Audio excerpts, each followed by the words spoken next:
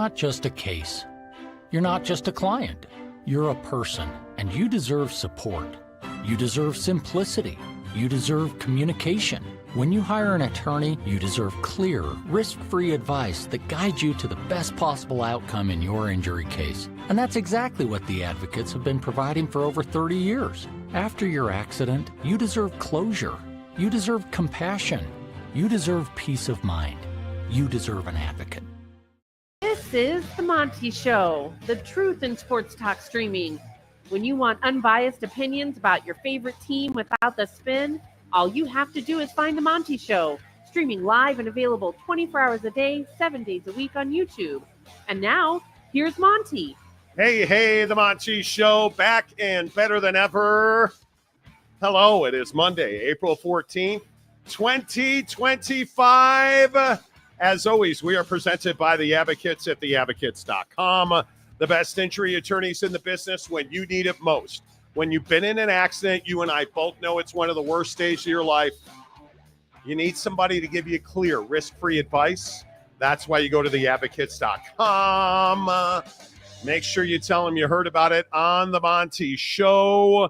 If you were not here the week before last, we raised $1,000, actually $1,100 in 2.5 hours. The advocates continue to partner with the Murray Children's Pantry. All this week, we are going to continue to push forward to raise money for the advocates. In fact, if it's in your pocket, and if it's in your heart, do it right now. Advocates donations. Yes, I'm happy to give away a $50 Amazon gift card today. You make a donation. I mean, put something in the description on Venmo. Here's the Venmo for the advocates. Advocates donations. Now, a warning before we start the Here Fine program. We are both walking around with a massive case. I mean, a flaming, absolutely outbreak case of the spontaneous, without warning cough. It's so bad, dude. Don't laugh. It's when you laugh, okay? So I was sick all last week. So I'm just warning you right now, before we jump into Nico, whose name I'm not going to pronounce correctly. Nico Lama, your mama. Yeah, Lama Minama. Before we talk about Roars winning the Masters, I'm just going to warn you, there might be some coughing. There might be some uncomfortableness. That's all I'm saying. Yeah, cut us some slack, all right? I appreciate your patience, if you will. Thank you. Let's start with Rory McIlroy winning the Masters. Because I got to tell you, as you know on this show, it's no great surprise. I'm a passionate fan of the game of golf. Sometimes I play well, most times I do not. But when Rory McIlroy, who is my absolute favorite golfer, that's my guy. When Rory McIlroy is in contention on Sunday at a major, which is every Sunday at every major until there's a 3-footer to decide the tournament, and then he loses, which he did yesterday, but he won in a playoff. Rory McIlroy wins the Masters in what is probably a top 2 or 3 Masters in my lifetime. I think Tiger's 4th Masters, certainly in, what was that, 2019, when he won the last one with his kid standing right there, Charlie, and his mom. And this Masters yesterday, I actually was emotional when Rory won. It was just such an incredible moment, filled with controversy, filled with LIV Golf fans frustrated, filled with exactly what's wrong with the world of golf right now. And it actually, to me, made it a better watch to have Bryson DeChambeau, who I'm a huge fan of as well, and Rory McIlroy, who's my guy and I think the best golfer in the world right now, going head-to-head on Sunday. Bryson fell apart, was never in contention. That Justin Rose won me bread on Prize Picks. I had him at 5 birdies. He had 10 birdies yesterday. 10 birdies yesterday. And he goes to a playoff and he loses his second playoff. I think it's one of the greatest stories in sports. But here's the question I want to ask you in the comment section.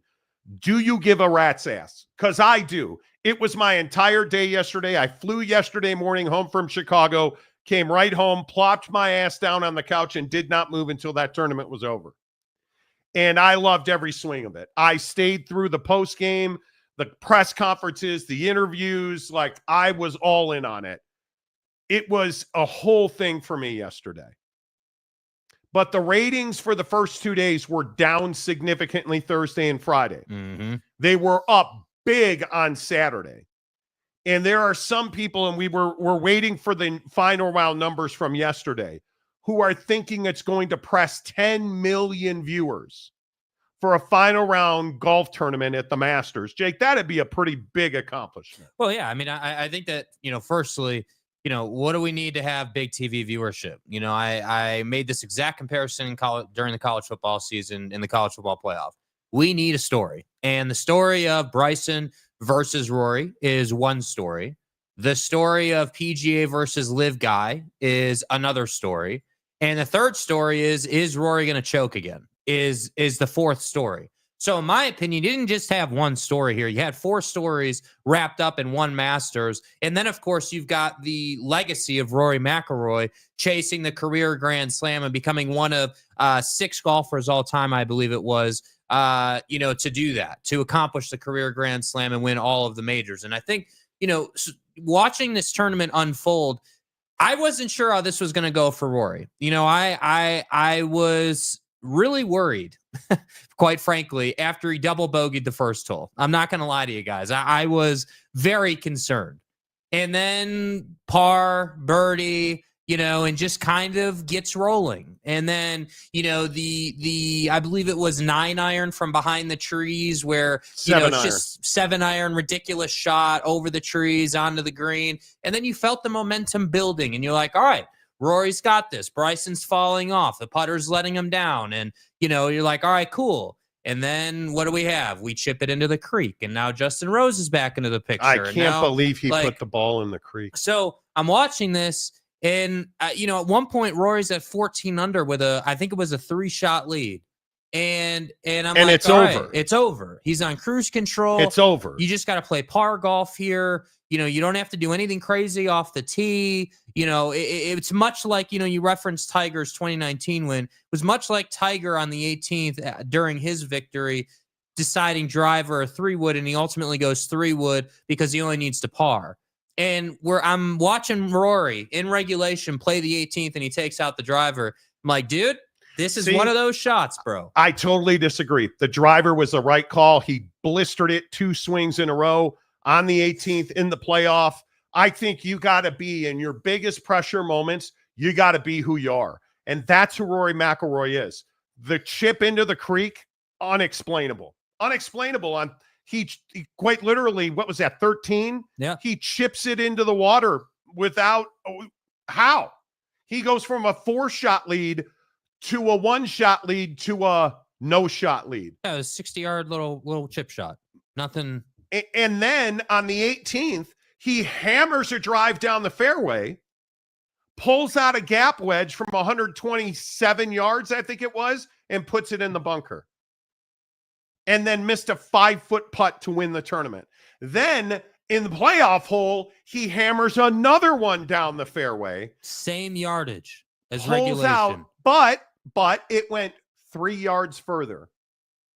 124-yard gap wedge, which he says is the perfect number. Puts it within, 4 feet? Puts it to within 4 feet, wins the tournament. It just is the storybook ending you could not write. It's what golf needed. Yeah. But can I just ask, and I mean not to take any shine, I mean no shine off of what Rory McIlroy did. Can you explain to me why on Thursday and Friday they wouldn't put Bryson DeChambeau in the featured groups? I think it's premise alone. That's it. Because it's not a popularity situation. Bryson's one of the most popular golfers in the sport, right? I mean, there's no question about it. And not just going off of YouTube viewership, but just a total package. Everyone enjoys watching his game. He's got a very unique swing, very unique process. hit the most balls on the range during the week, I believe it was 1,029 balls on the range over the week, and everyone was all about that. So yeah, I mean, it definitely begs the question as to why, when Bryson was clearly and certainly in contention on Friday, why you didn't have him in a featured group. And this is sort of the price I feel like LIV guys are still paying. It's not out loud. We're not going to say we're never going to put you in a featured group at the Masters, but you're not going to be in a featured group. And we're not going to comment on that. It's just not going to happen. And then, of course, he gave them no choice on Saturday and Sunday. But I was surprised. And to the ratings conversation. You were surprised. Yeah, I was a little surprised. I mean, not Thursday. I mean, Thursday, you're going to go with Scotty. You're going to go with Rory. Like, you're just going to go with the staples in the sport. But Bryson DeChambeau arguably is a bigger star than both of them. Yeah, but that doesn't mean he's a better golfer. No, I know. Right? Let's be clear. Yeah, I think that I think the LIV Golf situation hides in the shadows now, but is still very much a relevant thing in the community. Yeah, I think that Bryson DeChambeau, if you put him in the featured groups, your ESPN viewership numbers are much better Thursday and Friday. Probably. Because he pulls. But there's also this rub between Bryson and a lot of other people. Bryson is not a popular guy amongst his fellow golfers. I think Bryson is one of the things I love about Bryson DeChambeau is he's just everybody. This story circulating about him, he is not, he's not a guy who outwardly feels pressure. He says that he slept till 10:30 on Sunday morning. He says Saturday night he was walking around the neighborhood where he was staying in Augusta and saw a party at a house with a lit up putting green. He claims to have walked into that backyard and said, "Hey, you guys mind if I putt with you?" And they're like, "Who the F are you?" And he's like, "Well, I'm Bryson DeChambeau." They're like, "No, you're not." And then when he got into the light, they could see, and he hung out with them. And I believe the story. I think that's true. I think what's very interesting is he does not seem to be very popular amongst his fellow golfers. And then he took I think this is taking a shot at Rory. Do you speak to him in there? How's he doing? Do you know? No idea. Didn't talk to me once all day. Did you try and initiate conversation with Rory at all? He wouldn't talk to me. Why? Okay, so you don't see golfers that are in the final round of a major that is, and understand what the Masters meant to Rory McIlroy. Yeah. It was generationally relevant that he won the Masters to not only get the monkey off his back of 14 Masters, but to win the career Grand Slam, to achieve the career Grand Slam, to win all of the majors. He's only the, sixth guy to ever do it. It was a historically magnificent win. And you're going head to head with him, and he's supposed to be having a pal around conversation with you. That's not who Scotty Scheffler is. No. But would Bryson DeChambeau dare go after Scotty Scheffler? Of course not. Of course not. Yeah, and I didn't think, I also thought that Bryson's comment here lacks, context when you think about, the U.S. Open last year. I mean, obviously, Bryson comes back on Rory. Rory obviously missed that short putt, and that went viral. And, everyone said that he choked, and he did choke. He missed a 3-foot putt that no question. Dude that never plays golf has no idea how hard that putt is to make on those greens. But for a professional golfer in that moment, and for a guy who is widely regarded as the best golfer in the world at that point, and just generally speaking, one of probably the 5 best golfers in the world at any given time, everybody expected him to make that, and he missed. And so for Bryson to sit here and be like, "Oh, well, he didn't talk to me," even though there's videos everywhere of Rory, on the number 1 tee before they get going, shaking his hand and saying, "Hey, whatever," just typical pleasantries before you tee off. Like, it's not Rory's responsibility to be your friend during the round. It's not like, and by the way, Rory, I agree with you. If you're Rory, you can't buy into this storyline of, "Hey, well, what happened last time?" Like, you got to be focused on your game and playing elite golf. And that's what Rory did. So I understand the media is probably trying to work this a little bit, but for Bryson to say that, I just disagreed with it. And it's part of why, I don't respect the LIV guys a ton. Like I think Bryson's a good dude, generally speaking, like clearly. But the reality is you took the LIV money, and a lot of your guys who went to LIV struggled this week. And Bryson really was the only one. Him and Patrick Reed were the only two who really, made any type of noise. I mean, Patrick Reed was one putt away from being in the playoff. Like, I don't think people realize that Patrick Reed had a putt and missed, or he would have been in the playoff as well with Justin Rose and Rory. Well, and when he missed the putt, he didn't realize that, to be fair. Right. But you look at the LIV guys, none of those guys play with any kind of leverage on a every other week basis. First of all, they don't play a lot of competitive golf. Their tournaments are spaced out. They don't play with the kind of leverage that is on you in a PGA Tour event. Because whether you win or lose, whether you finish first or last, you're getting paid. And you have a job. On the PGA Tour, you have guys quite literally playing so that they can play next week at the next tour stop. That's the only way that you're getting in there. You have guys yesterday fighting stroke for stroke because the top 12 in ties get automatically invited back next year to the Masters. Yes. And so they're watching the scoreboard, and every putt, every chip, every drive matters that much more because it's Augusta. And I think when you're playing on the LIV Golf Tour, there's no heat. There's no. So John Rahm has really struggled. Tyrrell Hatton fell apart over the weekend. You look at Dustin Johnson or Phil fell apart over the weekend.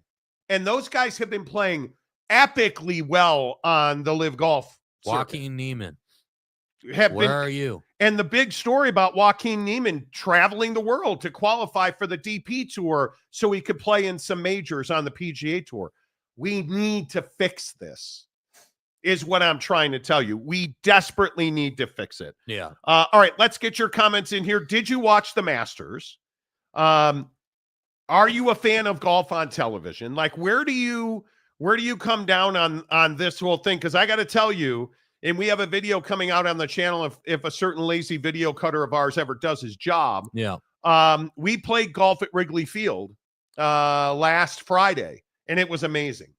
It was like I am golf obsessed. So, yeah, I watched. Lopes fan Gabe, good afternoon to you. But do we know how many more head coaches Devin Booker is going to get fired in his career? Oh, we'll get to that. We're going to talk about that. We'll get to Devin Booker, my guy. Matt Ritson, how the heck are you? Thank you. Mike Smith, Mountain Mama. Hope you had a good vacation. Well, it was kind of vacation. Hope you had a good vacations. Yes. Multiple vacations. Yes. I like that energy. Hey, Marty, 2 holes. Welcome back. Let's go. Hello. Danny Kiger. Hello. Sergeant Green. Hello. Steely. Hello. Jeff McFadden. He will be going to regret himself. Oh, we're going to get to Nico here in about 10 minutes. Iamaleava and stuff. I think I know where he's going. I think I know where Nico's going. I'll tell you that coming up in a bit. T. Lawrence, hello. Poke Nate, New Mexico State to the pack. Okay. Hey, okay. Take a week off. More things change. Is the pack dead yet, Monty? I'm on the verge of just epicness. Awesome coughing. Yes. Too. Stadium Guy James, good afternoon, everyone. I would love the afternoon show. I can't chart my work and listen to great sports talk. I can chart my work. Okay. Hope the book's coming along. Cam Harrison, hello. Old Greg. Yeah. Got the Marty Shogrum back. It felt like an eternity. It did feel like an eternity. No doubt. It did. Welcome back. Who wants to fight over what's the best conference in the country anymore? Anybody? Did you guys eat good, dudes? Did you eat good? Yeah. Oh, we did. Yeah. We did. Chewy Gonzalez. Hello, Chewy. How them Dodgers doing, bud? Man, 21-0, and PCA is really doing great work. 16. Oh, no, it was 21. I'm pretty sure it ended at 21. I thought it was 16-0. Okay, the worst home loss in modern Dodger history. I thought it was 21-0. But, Wasikowski, nothing about Bedard leaving the Blackhawks. He's not leaving the Blackhawks. Sergeant Green, 87 Masters was the most unbelievable I've ever witnessed. Oh, and there have been some epic ones. Yeah. There have been some epic ones. Did you look it up? Yeah, 16, you're right. Yeah, stud. Good evening, guys. Welcome back. Hello, Johnny. What's up, Johnny? Is this what the PGA Tour wanted to happen? For Rory to take the baton from Tiger and carry the league marketing A to Z golf from here until the next Phenom? I think it's possible. And my opinion is it's very interesting. And I think a lot of you guys as millennials can talk about this. I don't believe that the PGA Tour has the next great star yet. I don't believe that the NBA has the next great star yet. I believe in Major League Baseball, Mike Trout's too comfortable playing in Anaheim where they call it Los Angeles. And I don't believe that the next, like right now, if you look at the best players in baseball, right off the top of your head, best player in Major League Baseball is Ohtani, not even close. Not even close. Not even close. I think the American millennial is not a great sports superstar. And I think in golf, because I think Rory probably goes on a run here. Mm-hmm. And I could see him sweeping the majors this year. Yeah. I mean, he's playing out of his mind, right? Scotty Scheffler is a great American golfer. But Akshay Bhatia, what do you know about him if you know him? Mm-hmm. Sahith Theegala, what do you know about him if you know him? Mm-hmm. Will Zalatoris, if you know him, what do you know about him? There's not a great personality. There's not a gravitational star like Tiger Woods. Oh, yeah, there is. It's Bryson DeChambeau. And where's Bryson? He's in invisible land known as LIV Golf. Yeah. I think when we talk about passing the baton, it should be probably Rory to Scotty and Bryson and Scotty battle, because Rory's up in his middle to late third. What is he, 36? Yeah. Born in 89. Yeah. Right? So he's 36. I think we have a problem with young millennial superstars that I just don't think that you look at the sub 30-year-old golfer, the Brysons, the Scotty's 28, 27, 28. Yeah. You look at those guys, and I just say to myself, Xander Schauffele, who had an amazing run last year, is he gravitational? No, he's not. Yeah, I mean, I think the two guys that were really missing here is Ricky and Jordan Spieth. Those two guys, I think, in terms of marketability, Ricky Fowler was a guy who young Ricky was super marketable, and obviously the Puma thing, and everyone knows that story. But they just haven't won enough. I mean, that's the reality of the situation. I mean, Jordan Spieth, is this great personality, the token term of the Jordan Spieth experience on Sundays in a tournament. Like if you're a golf fan, you love hearing Jordan Spieth drop F-bombs when he's golfing. Like that's a thing on the tour. But the problem is that they are not superstars. They are guys that golf fans know, but Tiger Woods is universally known. Tiger Woods transcends all sports, right? Just like any of the greats have and do. And that, I think, is the difference. And I think Scotty for a time was as close to as close as we've had to Tiger when he went through the arrest thing last year and that whole debacle and just that whole thing. But do we want the guy that gets arrested? Even like Scotty. I mean, that's about as God-fearing, good old boy from Texas who loves his wife and his kids as you're going to get. Yeah. God bless. And I look at some of the other golfers. I excuse me. I just don't see it. I look at first one to reach in and get a cough drop. I think I look at the stars of this game. Yeah. It's Rory McIlroy, because Jordan Spieth is 31. Justin Thomas is 31. Xander Schauffele's 31. Mm-hmm. There's not something behind them. And I really worry about the game of golf and who that next. I guess I have more faith in Scotty. I was disappointed with his performance yesterday. And in this tournament, I felt like, he was around yesterday, but his disappointed Saturday, he finished top 5. Yeah, but for him, that's disappointing. And the expectation is you're going to win the Masters, like, with all due respect to him. Yeah. I mean, that it should not have been Bryson and Rory. It should have been Scotty and Rory going at it to win the Masters. That's what I think, everyone really wants. And I think Scotty's the next guy in line after Rory, because I think there's this clear delineation of, when Scotty's, playing his best game, he is miles better than almost everybody. Colin Morikawa. Scotty is by far better than Colin Morikawa. Colin's one of the best iron players on tour that has not figured out how to win yet. But if you look at the WGR, World Golf Rankings, excuse me, Scotty and Rory McIlroy are in a virtual tie. Mm-hmm. Schauffele's third, and Schauffele has played almost no events this year because of an injury. Colin Morikawa,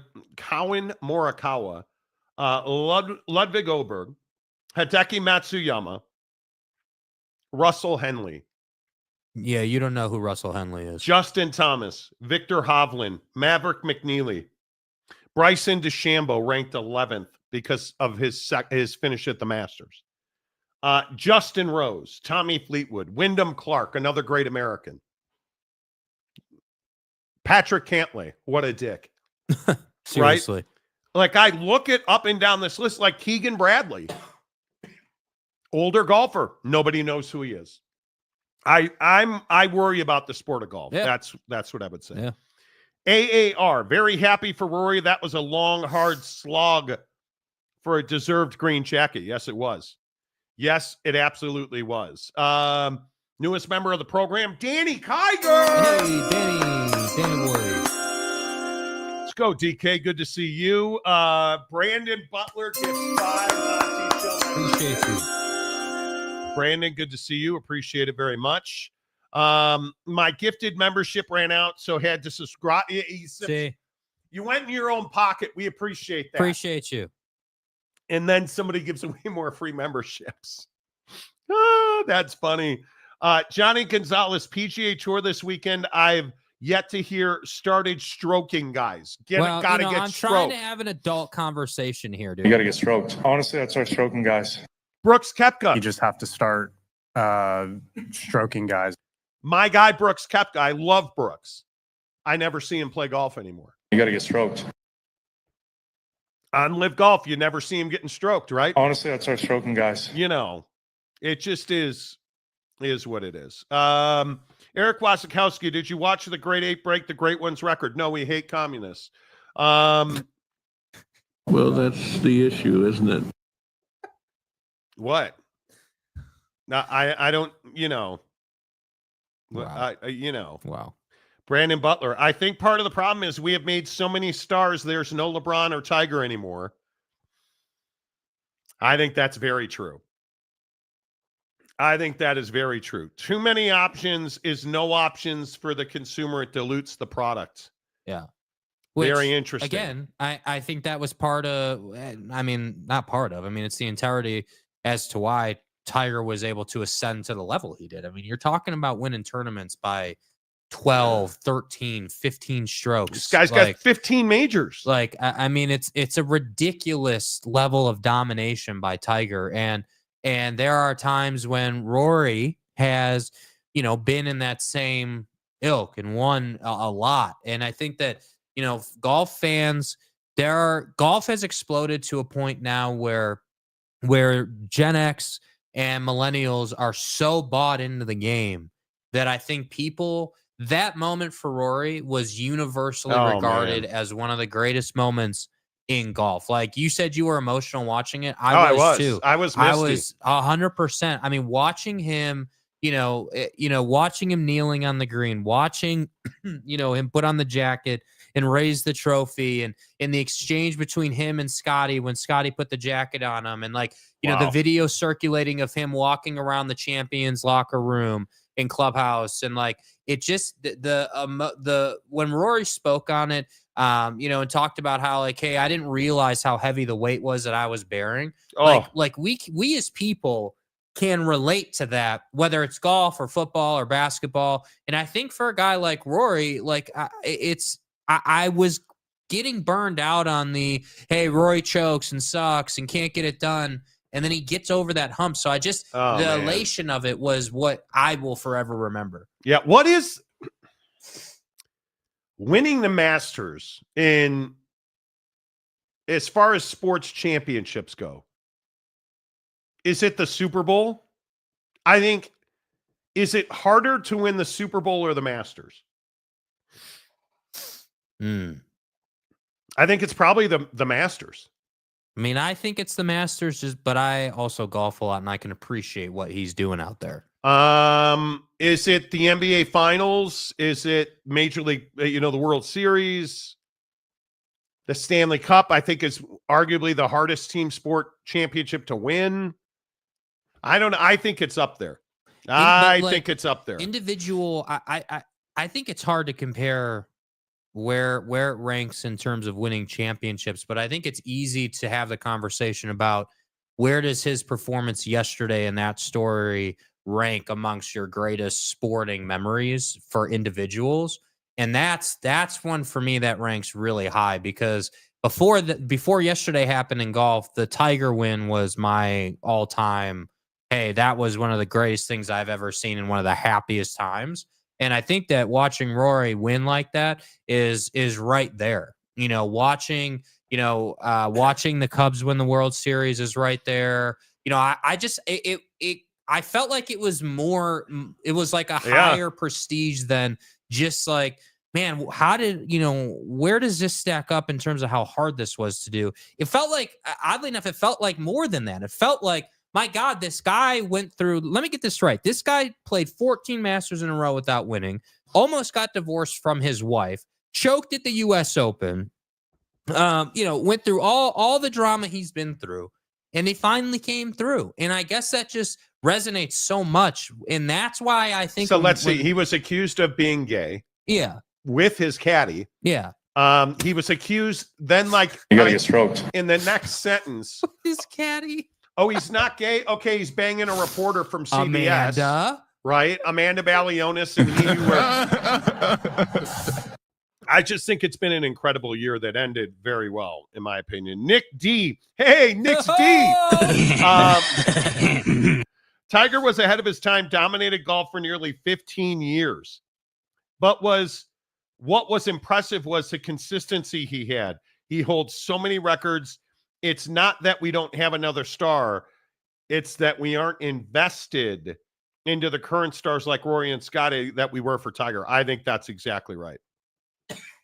I think it's really hard to... Yeah. I think it's really hard to understand that. Yeah. That's what I say. All right, so we got our golf talk out of the way. Yeah.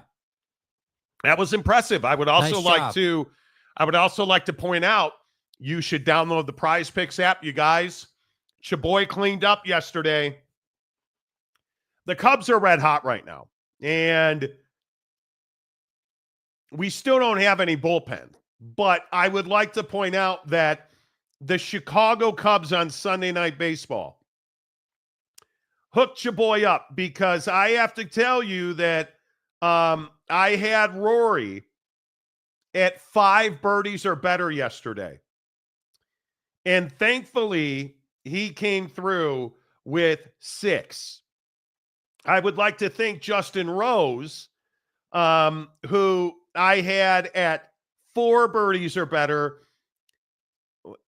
Is that, I know I'm old and I'm losing my vision. He had 10. Thankfully. And then I would like to thank the Chicago Cubs for absolutely smoke showing the LA Dodgers all weekend in Los Angeles. And good old Petey Crow Armstrong. Yeah, PCA. Hey. Peter Crow Armstrong. I had him at a base and a half. I didn't think he'd get it. Dude, didn't he have in like one 10 swing. bases yesterday? He hit a home run. Like he had a home run and a triple. It was amazing. It was one of the best macaque moments that I think I have had on Prize Picks in a long time. Attaboy, way to be ready. That was one of the best Prize Picks moments I've had. And that's what makes it amazing. Yeah. Yeah. The NBA playoffs, I dominated the NCAA tournament. The SEC won the NCAA tournament. Oh, Monty, they're going to be lucky to have one team get out of the round of 64. What do you know? I know. I don't know anything. Florida. Thank you. Best conference in the country. Now we move on to the NBA playoffs. Yeah. Major League Baseball. Here are my baseball picks tonight. Now, I should tell you, I tend to hesitate, but Jung-Ho Lee for the San Francisco Gigantes is absolutely dominating. And I'm going to go on Jung-Ho Lee. I'm going to go 1.5 singles more on a demon. I like that. Because he's one of the best players in Major League Baseball that nobody's talking about right now. And then good old Spencer Torkelson. He's probably the wrong Detroit Tiger to take. But, you know, it is Milwaukee. And I think I'm going to go with half a double on a demon. A demon. So I'm going to give him that he's going to have a double. And then I honestly, I think I shouldn't do it. I really should not do it. Hits, runs, and RBIs. How bad are the St. Louis Cardinals right now? Not good at all. And I'm here for it. You guys know, as a Chicago Cub fan, I'm struggling with two. Willie Abreu, half a hit, a run, and RBI for Boston. It's him or Bobby Witt Jr., but nothing happens good in with the scumbag Kansas City Royals. So I don't think I can take that. So let's just be honest and say that we're going to go Aaron Judge for half an RBI on a demon. Yeah. That's going to be our board tonight. We're going to bet 20 to win 400. We're going to bet 20 to win 400. I thought you said 400. Verify it. That's legit, dude. Is that 3 demons? Three demons. Demon. $20 to win 400. $20. Here they are. Aaron Judge for half an RBI. I went more. Spencer Torkelson, you prick. Hey. Half a double. I need a double. That's probably the hardest one. And then Jung-Ho Lee, 2 singles. $20 to win 400. It's done, you maggots. And I'll show you if you don't believe me again. Hey, man. There it is right there. $20 to win 400. I'm telling you, that's the money on Prize Picks. They make it easy. All you have to do is download the Prize Picks app, use the promo code Monty. Here's the formula. 3 selections. That's it. Not a, hey, Monty, I got a 37-pick parlay work. No, you don't. Dylan Cease to give up more than 4.5 hits against Cubs tonight. Trevor Story for a single. Why, Jake? And Paul Skeens for more than 7.5 Ks against Washington. I told you to stay away from the Cubs. Nah, they're hot, dude. They're hot. They can hit. And it's Dylan Cease. Come on. Not as hot as your mom. Ho, anyway, ho! The point is, I don't hate those. 3 picks. Flex play. That's it. You're in. You deposit $5 in a new Prize Picks account. They'll give you 50 more. Use the promo code Monty. You deposit $5, they'll give you 50 more. And now, let's get violent with. Before you get to that, I want you to read the memo section from our donation. I apologize. It goes into this topic. This is from Maury Alvarez. Our great Floridian. Yes. Maury, who screenshotted his advocates donation on Venmo, because we are raising money for childhood hunger for the entire month. For the entire month of April. We are partnering with the advocates to raise money for the Murray Children's Pantry. No kid should be hungry in this country. It's absolutely ridiculous that any child in this country doesn't know where his next breakfast, lunch, or dinner is coming from. We can put an end to that. It's guys like this right here in Maury Alvarez, who's got a family of his own, but he gives what he can give, and I really appreciate that. Nico overthrew his coverage. Hats off to the only 10 I see for cutting someone who didn't really deserve a pay rise. Now, I got to tell you, the only 10 I see is the money in this take, because that's what I refer to Tennessee as. Yes. The only 10 I see. Yes. Yes. Well done. Maury, well done. Make a donation right here. Advocates donation. Put up if you want to put your take in the memo section on Venmo. Screenshot it after you've sent it to the advocates. DM Jake on Insta, Snapface, Twitter, Such and as stuff. like SLC Jake. Do it on Instagram. That's the best way to do it. Via social media. SLC Jake _ SLC Jake with an underscore on Instagram is where you find Jake. We are going to give away Amazon gift cards this week. We would love another $1,000 this week. We only have 2 weeks to go in this thing. 1 in 6 kids in this country is hungry, and there's just no need for it. And it's something I'm very passionate about, as you know. So let's get into the take from the Venmo box. This is, in my opinion, exactly what's wrong with college sports right now. It's a cash grab. Nico Iamaleava is a wildly talented quarterback from Tennessee. Mm-hmm.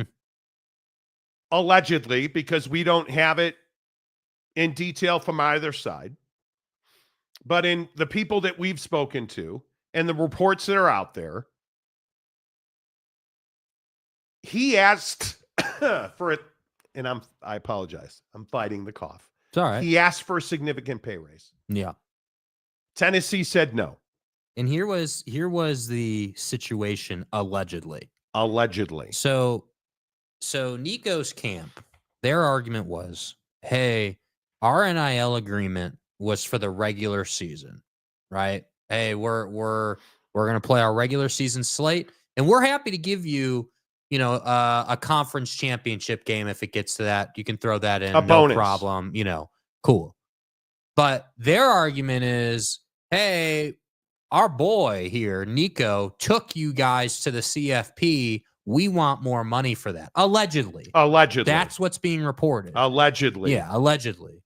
And so what happened was, allegedly, again, I'm just going to keep saying that, not to be repetitive, but allegedly, Nico was pissed off and upset before their CFP game. And this had been a problem inside the program for a couple of weeks, according to reporting on this. So the question really comes down to, with NIL contracts, should there be kickers for the CFP? And I have to say, conceptually, yes, I think there should be. The problem with that is, though, you signed a deal that had nothing to do with the college football playoff, right? Like, NIL contracts right now, typically, from what we've seen, right, so far in this experience, are not structured in such a way that says, hey, if you get us to the CFP, you're going to get additional NIL payments. It's very much like hey, this is the number, this is what you're getting, and that's it. So I don't love this out of these guys. Look, I think Iamaleava is a wildly talented quarterback. I think that, do I blame him? No. Who I blame is the college football system. That's who I blame. And I look at the system that's in place right now, it fosters this kind of behavior. Do I think that Nico should have demanded more money, or Well, yeah, because that's the system that is in place. We've put kids in a place to be greedy. We've taught them to ask for more because more will be given. And Tennessee drew a line in the sand with Nico and said, we're not giving you any more. Take it or leave it. And he left it. And now, what is the system done? The system has put Nico in a position where he's got to go out and try to find a job. And one source today told me he's, quote, radioactive. And we've heard all the stories now. We've heard that Dan Lanning at Oregon is the one that blew this up. When he heard from Nico's people, he went back to Tennessee and said, hey, your guy and his people are banging down my door trying to get a pay raise. And that's where all of this started, allegedly. And I would also point out that Dan Lanning, the head coach at Oregon, did not deny that he did that. And we've been working on this story for several days. I was told the other day that, hey, USC is an option. Then it comes out today that USC has told Nico's people, we want nothing to do with Nico. We can't be seen to do business with somebody like this. And I'd remind you, Nico's from Long Beach. He should be a USC Trojan. Facts. Why is he not? Because he took the money on Rocky Top, and now that money's not good enough. And Jake, I think this is exactly what's wrong with the system. We're all going to blame Nico for this. Yeah. And I don't believe that is it his fault? No. Did he make bad decisions? Probably. But is he really the villain here, or is it the system? Well, I think it's partially the system, but I also want to play this bite from Josh Heupel, because I think this conversation about, hey, well, because as usual, the whole situation is lost in the gray area of when did you know, when did you not know? Yes. Like, when was Nico and his camp all pissed off? And this whole thing about, like, hey, well, Nico no-showed for a Friday practice, and that's why he's out. That's when at that time, that's why he's out. I don't love that Josh Heupel and Tennessee are choosing to not be transparent, because you're going to hear from another guy in a minute who's very transparent on this. And we've heard coaches talk about, hey, like, we don't, like, you guys remember the Boise State head coach all those months ago saying, like, we want guys that want to be here. And Brian Kelly did that whole thing in the preseason Oregon about, State. Oregon State, right? Like, we've had these coaches Mike come Gundy. out. Mike Gundy, right? Like, hey, we Can't don't want afford those them. guys. Like, so listening to Josh Heupel right here say that Nico's out because he didn't show up to practice is a little bit rich. Was it apparent to you that you would be moving forward? Friday morning, when he's a no-show, you come off the practice field and there's no communication. Iamaleava. So Josh, let me get didn't this show right, up dude. to practice. Wasn't being a team guy. Was complaining during the pre-bowl run, the pre-CFP run rather, that he wasn't paid enough. But that's not why he's out, right, Josh? He's out because there's no communication. So what you're telling me is if he had given you a reason as to why he didn't show up to practice, he wouldn't be out. That's the story you're going with, Josh. Yeah, and then there's Come on, bro. Then there's this bite from Mario Cristobal at Miami, and I don't know. Do you guys agree with Mario Cristobal here? We're not going to do that at Miami. And I say that without any hesitation. If anyone's thinking that, and they could be the best player in the world, if they want to play holdout, they might as well play get out. We don't want to do that. We don't want Miami to become that. Too many guys have sweated, bled, have laid on the line on that field to ever become that kind of a player. I don't think Nico Iamaleava is a terrible human being. I don't think he's greedy. I don't think he's out for a cash grab. This is the system we put in place. What did you think was going to happen? And what do I always tell you? We want change. Force that change through until there are unintended consequences, and then the kid's a son of a biscuit. Bet you weren't expecting this one. That's always what we do. 100%. Let's just call it what it is in college sports. Oh, we want change. We're here. Education. These kids are getting a scholarship. Well, they sued you and you're losing billions. Pay those kids. They deserve it. That's what we do. The kid's a villain until the adult finds out how to make money. Funny thing is, I would assume that Mario saying, well, we don't do NIL holdouts here at the.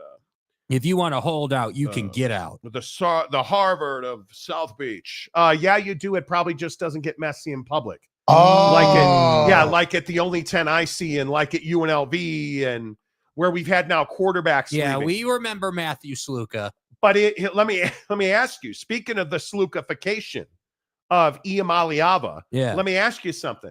Do you think this kid is now tarnished? You don't have to think. He absolutely is, because I can tell you the other school that won't be signing him is Notre Dame. Notre Dame cannot be seen to do business with somebody the ilk of a greedy, cash-grabbing, money-hungry young man. Notre Dame's not touching that. We built this program on NIL. USC's not touching that. Could I see him going to UCLA? Sure. There's one school where he fits, and that'd be North Carolina with Bill Belichick. I truly think it's the only place he can go. Because of SEC rule books and whatnot, you can't transfer. He cannot transfer to another SEC school, so they're out. Who's going to take this guy? Oregon's a no. SC allegedly is a hard no. Notre Dame's a no. If you're Nico, I can see you wanting to go home and play at UCLA. That's a bad football team. Yeah, you're not going from the SEC to UCLA. I could see him going to North Carolina, who's actually got a really good staff and a lot of talent that's come in. I could see that happening. On to Cincinnati. The problem is he's going to be a villain. The problem is now we're going to victimize that kid. And I'm not saying that I agree with him going back and doing this and I'm not saying it's right. But you can't tell me it's wrong, because that's the system we've put in place. Yeah, I think that there's some of this that's on him, but I think most of it is on the system. I mean, we're going to talk about the NFL draft here later in the show, and there's a lot of conversation around some kid named Shedeur Sanders, and I remember all the haters early in Shedeur's tenure at Colorado who were giving him a bunch of crap about how he wore chains and, he was iced out at the combine and, everyone mocked him for his wristwatch celebration. But what's the difference? And this is what I think Nico and his camp don't understand. The difference is he was just showing off the money, right? He didn't screw anybody. He didn't put the program in a bad spot. He didn't make he didn't put a bad taste in anyone's mouth. Right, in the program. He didn't turn his back to anybody. He was just showing off because that's who, frankly, Deion was, and that's who he is. Nico is putting the only 10 I see and Josh Heupel in a tough position by negotiating this way. And I think, as usual in life, it comes back to one fundamental, which is it's the premise of the situation. Whether you want to talk about ESPN not putting Bryson in featured groups and suffering and being okay suffering, in my opinion, or you want to talk about this kid saying, hey, I'm the reason, because that would be the argument, right? If you think about it. Again, allegedly, the beef was, hey, our agreement for NIL money covered the regular season and potentially the SEC championship game if we get there. And lo and behold, we got to the college football playoff. We want more money. So the problem is, and to your point, I think he's radioactive because you made an ass of yourself in negotiations. The contract says one thing, and now you want something different, and that's not how it works. I think I've talked to enough people today about this exact situation. I don't see how he can land anywhere but North Carolina. I just don't see how he can. I don't believe that Notre Dame, who is quarterback thirsty, let me break the news to you. Mm-hmm. In South Bend, we don't have a quarterback. Riley Leonard, who sucks according to his mom, is headed to the NFL draft, and CJ Carr, and oh my God, did anybody see Steve Angeli? And I did. Yeah, Steve coming off the bench. Nico Iamaleava is, who the fuck is that guy? Iamaleava would be a far better option at Notre Dame. Upgrade. Only Notre Dame won't. He's 10-foot pole, dude. So I'm talking with a guy that I know in college football, and we're going through it. Like, I asked the cat, well, how does he not end up at USC? Well, I think a lot of people forget that Lincoln Riley's coaching for his job. Yeah. And I would also Lincoln can't remind take you, that kind of he's risk. got Jaden Iamaleava on his roster already. Yeah. That's a really capable number one. His best fit, in my opinion, is Notre Dame. But I think he winds up at North Carolina. Let me ask you this. With what we know about how Nico plays the game, and what we've seen just from a personality standpoint, I'm curious if Bill Belichick would have any concerns about this. Obviously, the kid can play, super entertaining, super capable. No, it's not a question of his on-field game. But knowing that this went down at Tennessee, if you're Bill Belichick and company, and frankly, the leadership at UNC, are you not sitting here saying, hey, we just had an absolute embarrassing basketball season by our standards, with all due respect? With all due respect. With all due respect to Bubba and company, we got to make sure we get this done correctly, because this can't happen again. And I will also say that at some point the system, whether it's Bill Belichick, the greater group of head coaches in college football, at some point you have to have an understanding of who you're dealing with. Because at what point how many Matthew Slukas and whatever kid you want to point to, how many times is this going to happen where the kid's got a certain expectation, the expectation isn't met, and now we get to play this game of back and forth where it's on the school, it's on the kid, it's on the kid's agent. We're not dealing with agents. You know what I mean? Like, there's always some kind of beef between the two sides. And ultimately, this is hurting Nico's draft stock. Make no mistake about it. Nico's reputation now is that he is money hungry. All he cares about is money. He does not care about his legacy or his reputation. And he does not care about being someone who is going to be who's going to be there to help build a roster, because we all know unequivocally the truth in NIL and the truth in recruiting is, whether you're a wide receiver, a defensive player, hey, who's the quarterback of that football team? Because if you have a good quarterback and you have a number one and a guy who can carry you, that's going to make it a lot easier to go out and get guys. Yeah, well, apparently Gio Lopez is going to North Carolina, according to under-the-table sources. A friend of mine in TV is texting me saying that that'd make it tough for Nico to go to North Carolina. I think he's got a very pinhole size landing spot. And I tend to agree with the pun. If North Carolina is truly getting Gio Lopez from South Alabama, forget it. He's a better fit for North Carolina than Nico is. He's going to take a pay cut because he allegedly got a bag to go to Tennessee. Mm-hmm. And I just don't know where else he goes. It is. Well, I mean, ultimately, it's going to come down to somebody somewhere saying, hey, yeah, we'll risk taking a little bit of a hit to our reputation to go ahead and bring you in. But again, and you're famous on the show for saying unintended consequences. I highly doubt that Nico or Nico's camp, the folks he talks to and his advisors, considered the idea that, hey, well, what if Tennessee says no and says, hey, here's the bird. What if they say that and then we look money hungry and we leave? Then what do we do? Because now if Bill says no and it's true that Gio's going to UNC, that means you're going out to the open market essentially. You don't have an auto in somewhere and you don't have leverage. Because I got news for Nico and company.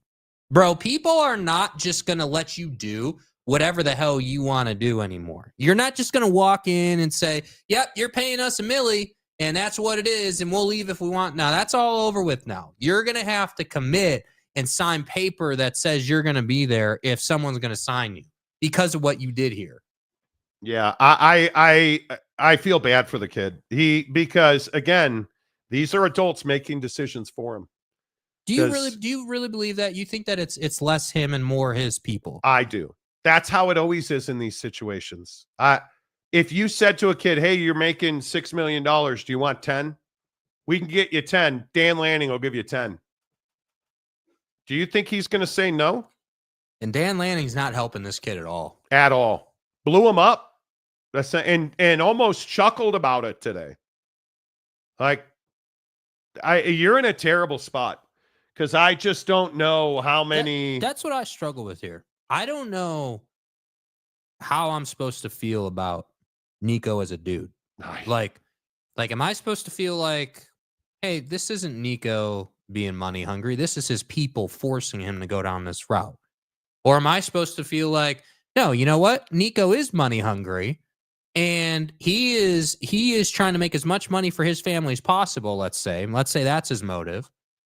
Then am I supposed to say, all right, well, if that's the motive, then it's okay? Like, that's the problem here, is I don't think that people, and this is my experience, I don't know how to feel about this. I can tell you that I don't love that this is the conversation we have to have. That I don't love that over the weekend we had, I believe it wasn't a reporter. It was like there was a video going around allegedly of Arch Manning's family plane being at an airport near Rocky Top, allegedly. And this is the type of stuff that gets perpetuated. So this happens with Tennessee. Then all of a sudden, what do we get? Oh, well, Arch and this and that. It's like, dude, bro, we don't need this type of stuff to keep happening.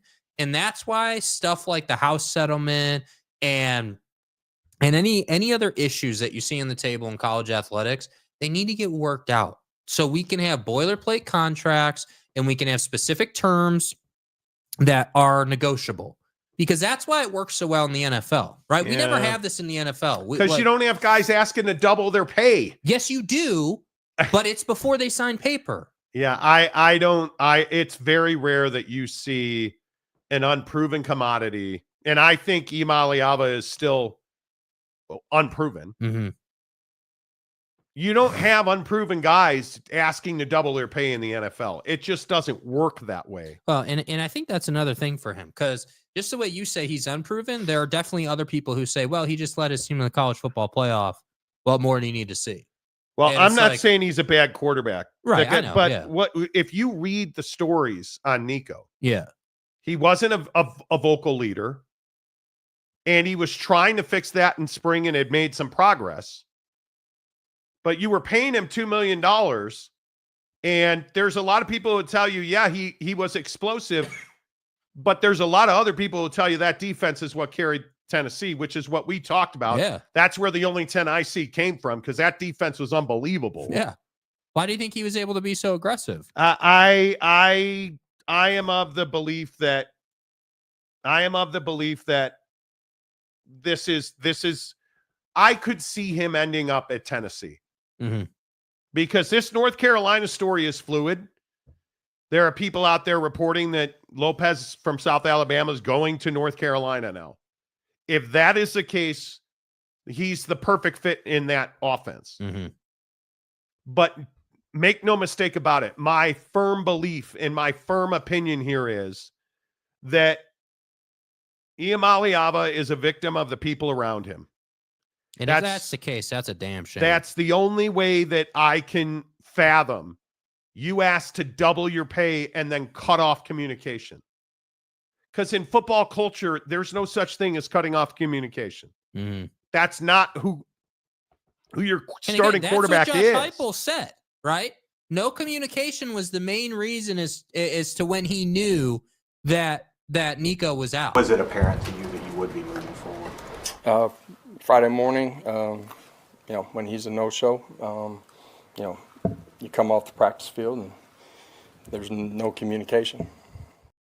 He allegedly has not spoken to in person, on the phone, or in text with anybody at Tennessee, which makes you believe, if reports are true, he dropped a take it or leave it offer on Heupel's desk and they said, well, leave it.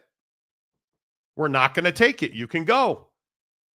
And he's going to go, or he's going to try to go. But I think it's awfully difficult to sit here and believe that this is just a nothing burger. Yeah. And the Gio Lopez thing is exploding now, as Pete Thamel's in on it. Well, there you go. Saying that UNC, quote, UNC looms as the expected leader for Gio Lopez once he enters the portal.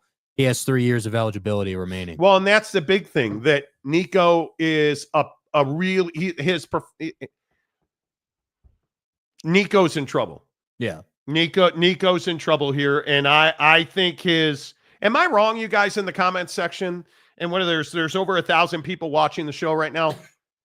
Hit the like button. If you're on X, Facebook, any of our social Snapface media platforms. Such as in come over to YouTube. Media. Just search The Monty Show on Google. Our YouTube channel comes right up. If you're on X, the link is in my bio. Come on over, hit subscribe, give us a thumbs up.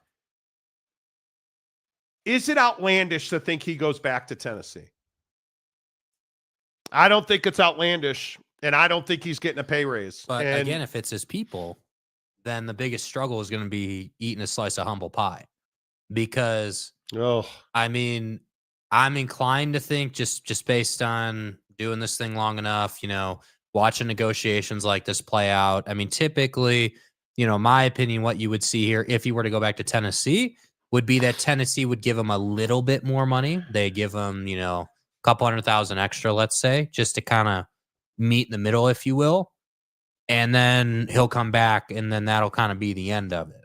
But I don't know, man. I agree with you. I think it's weird that it's just like, hey, double our pay and then nothing. I'm telling you, that's odd. His numbers don't dictate a $4 million payday. And they don't dictate doubling his pay. They don't. And I look at the Ohio State busting that Nico ass. He went 14 of 31 for 104 yards, no touchdowns, 4 sacks, and 47 yards rushing. Yeah. And I understand, in my opinion, as I espoused on this show all year, that Ohio State defense was one of the best defenses I've ever seen in college football. Doesn't matter. Winners win in big moments. And Nico did not perform. Here are some names just to add to the melting pot here. Top NIL earners in college athletics. Arch Manning right now is a top earner at $6.5 million. And I think he's unproven, but he's in a different category. And he is marketable as hell. Yep. Carson Beck. Interesting story here. $4.3 million. Obviously transferred to Miami. Interesting. Okay. Jeremiah Smith, $4 million. I would say as proven gets. Don't think there's any question about what Buddy can do. Okay, I like that number a lot. DJ Lagway, I would say, is unproven. Right? Has a lot to prove. But again, when you go to Florida, $3.8 million valuation, inclined to think that he's going to do some nice things there. Come down this list a little bit. Just some other names that are hanging around for quarterbacks. You've got Cade Klubnik, Clemson, $3.3 million. Yeah, you can't make any. Cade Klubnik has performed at a much better level, outperformed expectations. I think he's an average-ass quarterback. That's just my opinion. Right. He's outperformed Nico, and I think he's performed in big moments that took them to the top of that conference. And there are 4 guys right here next to each other. Nico's one of the 4. Listen to these other names. You've got Drew Aller at $3.2 million. He's better than Drew Aller. Nico is. Yes. Okay. Nico is at 3.1, according to this. And this is on 3's valuations. Then you've got Sam Levitt, ASU, $3 million even. Boy, that's close. Right? And so the point is, like, Big 12 fans, Josh Hoover, $2.6 million. I'm inclined to think that Josh Hoover is going to have a big year. And by the time we get halfway through the season, we're having a different conversation. So my point in all of this is, you can go up and down this list, right? Caleb Downs, 2.4. Dylan Raiola, 2.3. Like, you can go up and down this list and pull some names. The point is that not only do the numbers not dictate that you should be making $4 million plus, man, but the valuations. Hey, where do you stack up against what other guys are making? Where do you stack up amongst your peers from a performance standpoint and a marketability standpoint versus how much you should be paid? He has no basis to say I should be making $4. I agree. And that's the problem for him here. So when you have no basis and you make the claim and then it's like, hey, well, the opportunity at UNC is drying up. I don't know if the relationship at Tennessee is repairable. I just don't know where this cat's going to go. What are you going to take a step back and go to a G5 or something? No. Yeah, I mean, you're obviously going to stay at the power level, I would assume. Yeah, I think it'll be very interesting to see how all of this plays out. But I think he's getting terrible advice. I'll continue to say that. And that's the other side of it. At what point do kids start saying, hey, I'm making $2 million or whatever, what this says he's making $3 million to play college football, bro? And if I just... Yeah, but I don't even think it's to play college football. You're an underperformer in your own league, and you asked for double. That's not you asking for double. You don't have the balls to walk into Heupel's office and say, hey, coach, I'm not a top performer in the SEC. I'm going to need to double my pay. Come on. That's what I struggle with. And, you know, if he doesn't end up at North Carolina and Gio Lopez does, I would agree that Gio Lopez is a better dual threat quarterback. They're very similar passers statistically and performance-based. Mm-hmm. Now, obviously, Nico did it in the SEC. South Alabama's kind of I know that you guys will find this hard to believe. South Alabama's schedule, and I know strength of schedule doesn't mean anything to the scumbag liars at Michigan, but, you know, strength of schedule matters. Nico did it on an SEC schedule. Yeah. That matters to me. Certainly. If they take Gio Lopez over Iamaleava, I think you're watching everything you need to know. And if you look at quarterbacks, and you start to understand that league, and I look at some of the numbers, is he Jackson Dart at 4,200 yards? No, he's not. He's 8th in the SEC, and you want to double your number? You're behind Nussmeier and Carson Beck and Quinn Ewers and Tate. You're behind. You don't have the passing numbers that Taylor Green has. Let that sink in. You're behind Jalen Milroe. Nico, Bud. Monty. Jalen Milroe's, no but Monty's. Jalen Milroe's got better statistics than you throwing the ball. You don't always have to be negative. Let that sink in, kid. You can't tell me that Nico's the one that walked into Heupel's office and asked for double, because those are the reports. The reports are, excuse me, he's making 2, he asked for 4. Mm-hmm. Those are the widely available reports. Yeah. I have a hard time believing that. And I look at Peyton Thorne outperform Nico. Now, it's by 100 yards, but he outperformed him. Okay. And I think the other thing that really stands out are the touchdown numbers. Nico threw 19 touchdowns and 5 picks. Peyton Thorne threw 21. Taylor Green threw 15. Let's see. Excuse me. Quinn Ewers threw 31. Carson Beck 28. Nussmeier 29. And Jackson Dart 29. Those are the guys who should be getting double. Not the guy in Iamaleava who completed 63.8% of his passes, 2,600 yards, and 19 touchdowns. In the SEC, those aren't great numbers. And yeah, is he better than Lagway? Yeah. Is he better than, everybody's All-American Diego Pavia at Vandy? Of course he is. Jackson Dart's making $2 million a year. And you're asking for double. But Jackson Dart also was at USC. And Jackson Dart is more seasoned and more, I think it's the people around Nico that are killing him right now. So here's a question then. And we all know this guy. Good Lord. Right? We all know this guy. The obnoxious, a-hole sports parent who can't get out of their own way and hurts their kid's future.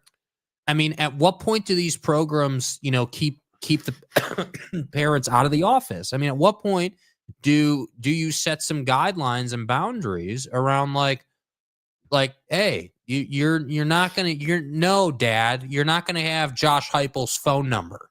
Sorry, bro. But everybody's got an agent now. Everybody's got somebody now, and everybody, You're at a handler. Excuse me. Damn with this cough. I Yeah. apologize. Everybody's got a handler. Yeah. Right? Like at what point do we, and you can rip Deion Sanders all you want, and I know that's popular sport nowadays. I have a hard time believing that Deion Sanders is going to have something like this happen. Because one, I think he pays well. Two, I think the relationship is very different with a guy like Deion Sanders. And I think he just understands what a 19, 20-year-old kid is going through. I think that's very different. I could be wrong. And Lord knows I've never been wrong before. So There's a first time for everything. Of course. Obviously. But I just don't believe that you're getting great advice here. So enough of us, more of you. Let's get to your comments here on the Monty Show, presented by our friends at The Advocates, theadvocates.com. Matt Ritson says Stanford needs a quarterback. Yeah. And they have the money to pay. But again, Stanford's not going to go after a guy like Nico. Well, like they're not. Can you imagine Stanford doing that? I can't imagine to be honest Stanford with you, doing that. No, I can't. I can't. I can't imagine Stanford doing that. And that's why I say, if you're right that this is his people doing this and this was not driven by Nico, that's in my opinion, that is a crying shame. Because it's one thing if the kid is just out of his mind, is just out of his depth, as they say, and is asking for too much and is misguided, and hey, we need to correct that. Okay, hey, maybe that's a coaching opportunity, maybe that's a development opportunity. Okay, man, that's one thing. But if Nico doesn't really have a say in this, and let's say this is daddy ball, this is his parents, or whoever in his camp doing this, that's just ridiculous. And at some point, there's got to be guardrails around it. Yeah. Johnny Gonzalez, if I'm Nico, find a school that has more of a twig than you are. I don't know if that's possible because I think Nico's 103 pounds with his equipment on. And wait for the starter to get hurt, then win the Heisman. Yeah, I don't know about that. Hey, Capazzo. Hey. How's life in good old Jeezy land? He's so radioactive that he's going to end up playing for the Gundinator at Oak State. Okie Light. Maybe he can run some stairs too. Ooh. Eric Wasikowski. Old Bill had no concerns about Hernandez. Well, I don't know that anybody knew what Hernandez was. Why does Hernandez have to come up in this? Well, because we always look at past actions. But we're focused on the Jets today. Look, listen. If you take Gio Lopez, I'd rather have Nico. But I think Gio Lopez is less of a risk. Yeah. Here's why I think that trying to have the conversation of, hey, well, Bill was cool with this guy or that guy at the NFL level doesn't work for the position he's in now. Number one, when it comes to Aaron, because that's what you brought up. Aaron. That guy was mentally ill and killed people. So let's make sure before we start comparing players, we understand what the situation is and we find a more palatable comparison, number one. Because Nico is guilty of no crime other than allegedly wanting more money. Allegedly. So that's number one. Number two, Bill Belichick can't afford to have a risk at quarterback. And the last thing a guy like the Hoodie and his girlfriend need right now are his girlfriend. Yeah, we all saw the video of Bill's girlfriend running around the field of practice. The last thing those two need right now. You think that's in NIL deals that she has to run around practice? I think so. I think it was in Bill's contract that he could let his girlfriend run around. And, we all remember the LSU head coach, the Go Tigers, can't remember his name. Ed Ogeron. We all remember how that worked out for good old Ed O. Go Tigers. Yeah, Go Tigers. But my point is that Bill Belichick can't afford to have that kind of problem. But he's also got Mike Lombardi there as his general manager. Yeah. And I don't know Mike why. Is very capable.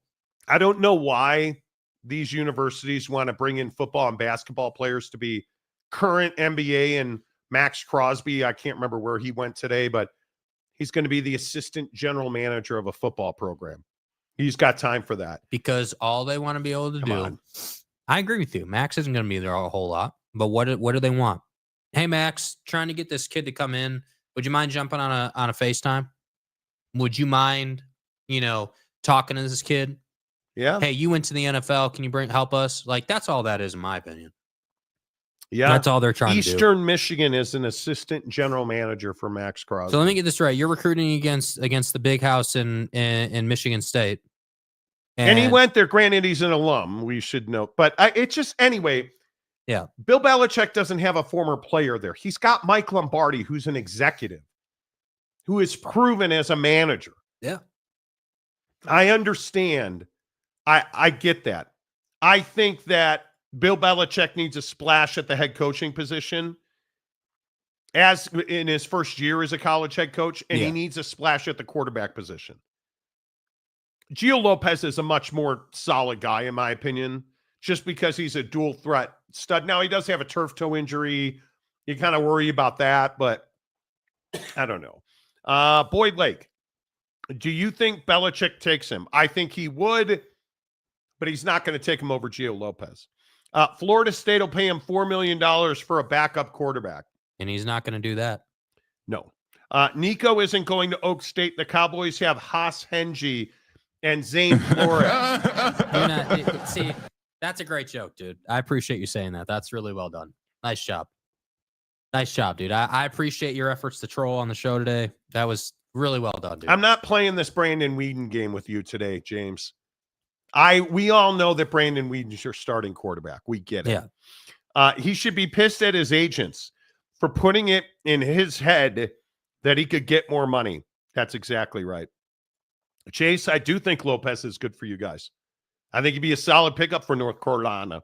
Noel Ramirez, now, Jake, it seems to me that you're hating on Nico because he stacks paper to the ceiling and rides on 24-inch crow. Stay home. I'm not hating on the kid. All I'm saying is, look, he's got a downpipe and a Cobb tune on his car. Dude, if you're gonna run the pop tune through the program, you better have them numbers to back it up, bro. You're gonna straight pipe that Honda out back. You better be throwing touchdowns. Johnny Gonzalez, Dan Lanning floated the higher money amount and then ratted him out. He did. Can you imagine? Nico gets signed at Oak State or any other college. He shows up in an 89 Honda, I don't know, like Civic hatchback. Yeah. On 24s, catless. He's got the big Hoonigan sticker across the windshield. He's got like one of those. He's got the tiki doll on the dash. He's got the intercooler mounted on the front of the car instead of up underneath the bumper because there's no room for an intercooler on one of those, I can't say what John Goodman calls them, but, and then he's got, what do you call it? The thing that goes, woo, woo, woo, woo, woo. He's got like the upgraded turbo, but the air, the blow off valve, the whatever, the intake, the air intake, in such as in like, like the, yeah. Nico pulling up. Kind of like I pulled just up, got paid. Yeah. And he pulls up in a beefed up Honda Civic. Oh, our quarterback's here. And he's rocking like a T-Mobile sidekick for a phone. Yeah. Who the fuck is that guy? What kind of car would you just lose your minds over? Like an old Acura Integra. Mm-hmm. Like a 97 Acura Integra. Or MR2? An old MR2, a rusted out crap box. Like literally it's a cat box, right? Or he rolls up in like his now dead grandma's old Buick. What about an Astro van? Oh God, how many dead souls are in the back of that thing? Right? Can you imagine? No, because what's going to happen is he's going to pull up in a Bugatti and be like, see, it worked out. It wasn't good enough money. I need more money. Listen here. Listen. I told you guys I was worth $4 million a year, and Tuskegee State agreed. You're never going to see me play again, but look at my Bugatti. That's probably what's going to happen. Yeah, how about a gremlin from Wayne's World? Oh, my God. Or what about one of those, you guys remember the old Pontiac Firebird, like the pace car for NASCAR? It's got the big Firebird on the hood. Oh, my God. That would be amazing. Noel Ramirez, a Jurassic Park Jeep that was used in the first Jurassic Park. Yeah, Jeep JL. Give me a Jeep Wrangler JL. Yeah, the Sahara. Yeah, put a 3-inch lift kit on it. And now I can't even get in the damn thing. Yeah. Jungle ropes. What do you do? Yes, Johnny, Nico, a G-Wagon on lease. Yeah, he doesn't own it. He leases it. Amazing. Because shit's going good. That's where we are. Yeah. Well, no, how about a new Volkswagen van? One of those E-vans. That's an NIL deal. Nico, listen. Guys. Johnny's Shitbox Factory down the street, that's a used car shop. They want to do an NIL deal with you. Free cars. Now, I don't want you to read too much into it. It is a Chevy Caprice from the Blues Brothers, but that's a historic car. You're welcome. Like, what are you doing? What are you doing? AMC Pacer. Yes. How about a Chevy Nova? Jake, you don't even know what a Nova is, do you? Come on. I knew Mr. Big from Wayne's World. Okay. I like it. Okay, before we get too far away. Is this what college football is now? Is college football forever broken here? Yeah. I think it is. Yeah. Tell me it's not. Tell me it's not. I think this is who we are. Well, and I think these head coaches taking a firm stance one way or the other and being, there's a clear delineation of, hey, I'm the head coach who's going to be outspoken in public about this, and I'm the head coach that is not really going to talk about it, and I'll just deal with it on a case-by-case basis, is really fascinating to watch. I mean, Mario Cristobal is not a guy that's, been out here, winning national championships every 5 years. And yet here he is saying, I'm not going to have it. He went home. Yeah, whatever, dude.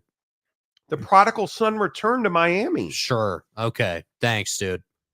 And promptly disappointed. Yeah, I don't know. I don't know. Oh, yeah. Yeah, throw in a Mitsubishi Lancer Evo 7. How about what's wrong? You couldn't pull Eagle Talon off the top of your head? Come Eagle Talon. Anybody a Dodge Diplomat, maybe? Amazing. I think this sucks. Let's just this situation with Nico in Tennessee and wherever he ends up, the Nico Iamaleava story. You say it fast 10 times. Iamaleava. Jerks. I think the Nico Llama story is one that Llama. That's where I'm at. Iamaleava. Yes. The Iamaleava story is one that we're going to remember. And I agree with what you've got in the headline here. It is a saga. It is, right? Like this is not some like one day story that kind of is just a flash in the pan and we're over it. This is a ongoing, drag it out, super public, story. And at some point, these kids and their people are going to learn that you can't just try to beat people over the head with, hey, I'm the starting quarterback, pay me all the money. That doesn't work anymore, man. Like your valuation is based on how good you play and also your marketability, in my opinion. But is he ever better than a DJ Uiagalelei? I don't know. Who transferred multiple times and then flames at Florida State. I mean, let's be careful because DJU, with all due respect to him, hasn't exactly lit the college football playoff on fire. But he was very good. He was very good at Oregon State. I don't think any of us argue that, right? Yeah. But is he ever any better than a Jake Heaps? Is he ever any better than any of these quarterbacks that transfer all over the place and think that they're sliced bread? And the answer is probably not. Because it's very rare, and maybe Cam Ward is a great exception. It's very rare that you see a kid hop school to school and dominate. That's very rare. Mm-hmm. You could probably pick those guys out on one hand. Will Howard. Right? Will Howard. But maybe this is where college football is going. I don't see this ending well for Nico. Mm-hmm. I just don't see it ending well for him. And this is a point you always make on the show. At some point, what's he going to have to do? Yeah, at some point, he will have to stand in the pocket. He will have to deliver the football, and he will have to do that with the game on the line. He will. He will. I don't know. At some point. Hey, college football. Vic Vinegar. This would be a great take. College football is broken because Michigan let Matt Weiss steal everyone's nudes. Could be. I mean, you're not wrong. It always goes back to Michigan, doesn't it? Yeah. Lopes fan Gabe, what you know about the 2015 Scion XB slammed on 13 Dayton's? Listen, bro. When I hear Scion XB, I think of Samantha and this lonely parking lot down by the silos on the south side. Honestly, I'd start stroking guys. You know, You $20 gotta get stroked. and the cost of gas, obviously, because gas ain't cheap these days. Biologics. Didn't all of the lonely girls drive Scions? Didn't they always drive the Scion? Yes. They always did. That's so good. So good. Kia Cadenza, anyone? Rip. Oh, yeah. Jeez. Dude. The Kyron Lacey story. Did you guys hit? Nah, I don't want to do that, dude. Man. Check on Brutal. your people, bro. Pontiac Sunbird. What about the Chrysler Crossfire? Oh, I can pull old cars all day long. I can. Oh God, I said Michigan one time, and look who comes out of the woodwork. That's the issue, isn't it? Now, do we say his name even? No, give him one chance. Is it a good comment? Is it a comment that adds to the show? Good is not a good label. Is it a comment that adds to the show today, that makes things better? Because this particular individual was here advocating for Matt Weiss a few weeks ago. Yeah. And then the comment section ran his ass out of town. We'll leave it at that. A 91 Fiesta. Hey, don't knock it till you try it. I had I think a 90s, early 90s Geostorm. What do you think? What do you think what car in your life that you've had have you enjoyed the most? Doesn't have to be the nicest or the fastest. What do you think? Because you've had you were somebody who did a new every two kind of thing with your car, right? You'd always make sure you got a good deal, you trade in, and I love that. Oof. You've had a lot of cars. What, like as an adult? Yeah, sure. Or the 5 Series. My BMW 5 Series. Well, I know you liked your Volvo a lot that you had. Yes, no, the 5 Series was Jules. I had a blacked out, murdered out, bro. I had a blacked out BMW 535 M Sport that was. We blew a turbo actuator on the 101 in Scottsdale doing racing an STI hatchback, and then we got it fixed.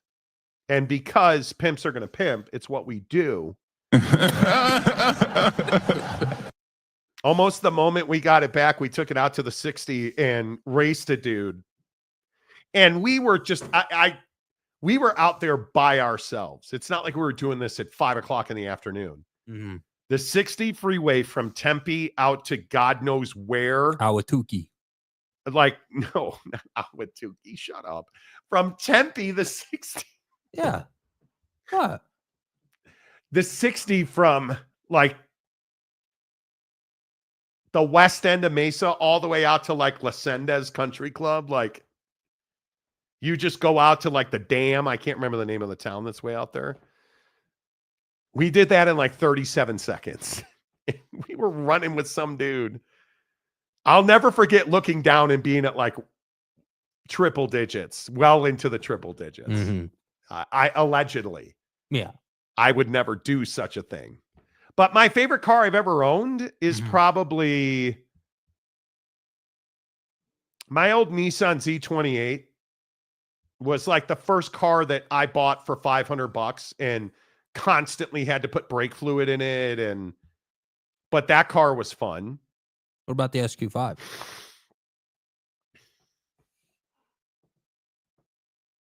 I got such a good deal on the SQ5 because I traded in a Toyota Tacoma that I built. Yeah, I think the SQ5 was good. Mm-hmm. The But the Beamer was where BMW, you were at. the BMW with the offset wheels, I think it had 23s and or like the rear wheel drive, much wider tires in back. Like that car was a rocket ship. Yeah. A rocket ship, dude. Like, come on. I live like 20 miles from Daytona Beach, and the amount of 2007 Dodge Charger Daytona cars I've seen is insane. I am amazed that we were in Chicago. Dude. Does every 25-year-old adult male there drive a Dodge Challenger? Now listen to me. You would not have to get me to work hard to own a SRT Grand Cherokee. Not a Trackhawk. It's called a CERT. Just a CERT. Oh. I love that vehicle. I love and again, the problem that people get into with Dodge is they want to just be the fastest guy out there. That's not even really what I'm interested in. No. I really just enjoy the experience of rolling around with a big V8. It's just a lot of fun. And I have that in my Jeep Grand Cherokee. I have a Hemi V8. It's just enjoyable. And so it's like this whole deal where like Chicago is just the trip was amazing. Love the city. Dude, we're going to have a conversation here. What time is it? We're going to have a conversation here in about, 90 minutes or whatever about Blinker guy sitting wherever the hell Blinker guy thinks he can sit. Oh my God. Just ignoring everybody else in the world, dude. Capazzo, a 1990 Chevy Beretta. Do you know how much blood flow was below the waist the first time I ever saw that car? Oh my God. If there are 3 Chevy pickups got the job done. My baby is my 2025 Chevy Silverado 1500. Yeah, dude. With the 3.0 Dirty Max, tons of power, great fuel mileage for a full-size pickup. Dude, pickups are where people are at. I love my Honda Civic. Oak State James said, I love... Bro, hold on. I'm legitimately asking because I don't want to be an a-hole about this. Are you legitimately driving a Honda Civic as a full-grown adult? I need to ask. Nobody willingly drives a Honda Civic. Nobody. You're either broke, you're a Michigan fan, and you're transporting hard drives with nudes in it, because you're never getting pulled over in that thing. Because it's illegal. Right? I mean, I can't think of another reason you would drive a Honda Civic. I can't. There's no way. Or you're a gambling man and you need your 25-year roof and, There's no way. Corey, 2021 F-150 XLT. That's a truck. Yeah. That's a truck. Big Blue Horses. Hello. My first car was a blue 77 Olds Delta 88 with a 403 8-track AC, power everything. Took a quarter tank of gas to start and got 10 feet to the gallon. Yes. Yeah, dude. Yes. Again, back when gas was 50 cents a gallon. Dude, do you guys remember the Oldsmobile line? You don't remember the Oldsmobile line. Oh, my God. My God. I want a BYD Yuan Plus. Okay. Whatever the hell that is. I'm not really sure what that means. I think you should go to rehab. 24 M4 competition. Not the worst thing in the world. I just bought my first M last year. I've almost had it a year now. And I love them. Yeah, all-wheel drive's where it's at. It's got to be all-wheel drive. Okie Light. Your name is Okie Light. I started out in an F-150 long bed farm truck. So glad my parents got rid of the Geo Metro before I turned 16. Well, Dad tried to plow the field with the Geo Metro. And we need a little more ground clearance, Monty. That back axle never made it out of that field, boy. That's cute. Amazing. I remember when I had my first beer. Whoa, fellas. I'll come to Jake's defense here. My daily driver is a VW Golf 6-speed manual TDI. Okay. Certain such and like people on this show. I like the Golf R, but I can't. Dude, I think that now having owned all-wheel drive, I'm going to really struggle to not have all-wheel drive. I do believe that you would lubricate the back pipe and do bad things in public if you had a Golf R. You love that car that much. I do. You'll just see one go by. It is an all-purpose Swiss Army knife, no question about it. When we were in Arizona for spring training, we were eating breakfast and a Golf R drove by. And you see him slowly turn his head. And then we were all trying to figure out why the table raised up. And, there's some drinks were spilled. And then as the car got out of sight, all of a sudden the table went down. I don't know. Things leveled out. Things leveled out. Yeah, welcome to the nightmare. Hey, Roche, it's 5 o'clock somewhere. That's what I'm saying. Honda Civic reluctantly crouched at the starting line, engine knocking, pumping out of time. Hey, man, I got a Cobb tune on this Civic. Money. Look out.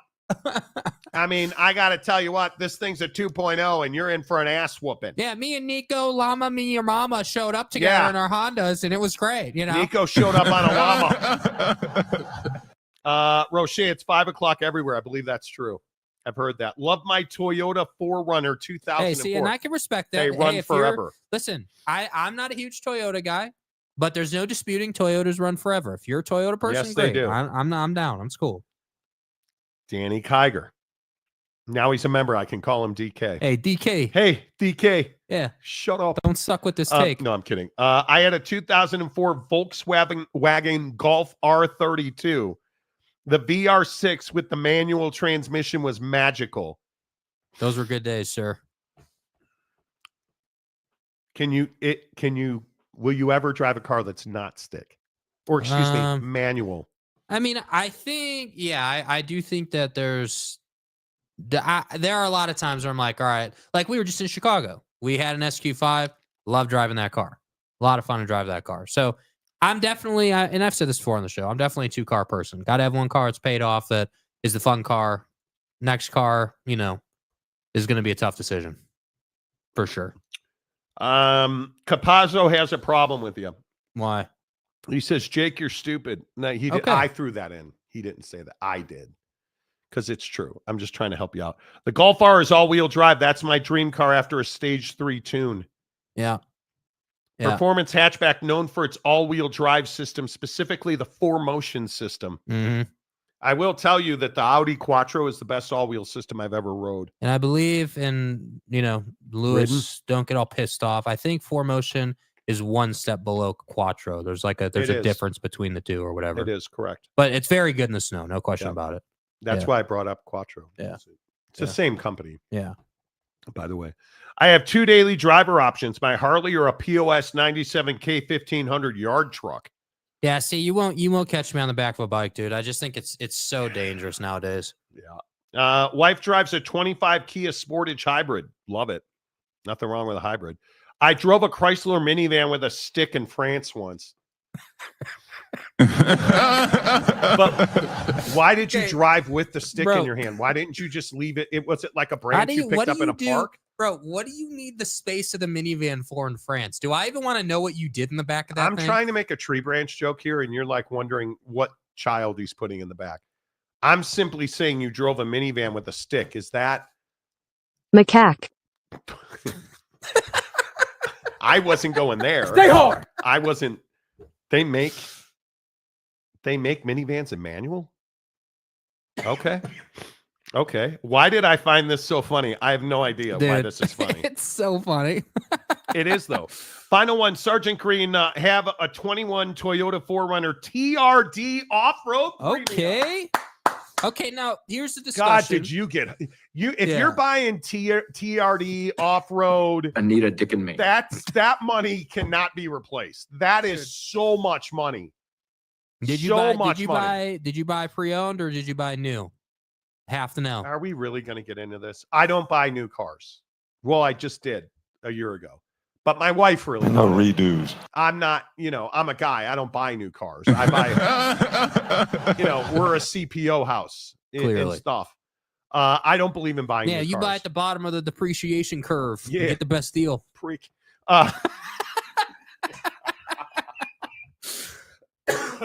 Dude, this Man, cough I'm so is tired so of being bad, dude. sick. I've been sick for like 10 days, you guys, and it is This absolutely cough wearing is me just out. so bad. I've seen a Chrysler minivan with manual. Okay. Clearly, they're My made. 82 Pinto had an explosive 5-speed ride. Yeah, because if you Yeah, I got got an rear-ended, that thing was explosive blowing ride. up. Oh! The answer should have been his 82 Pinto had an explosive 5-speed ride. Do you guys remember how dangerous Pintos were if you got rear-ended? My God. You would not live to see the end of it. Let's talk about Shedeur Sanders right here on the Monty Show. Because I got to know, why do you guys dislike Shedeur Sanders? I don't understand it.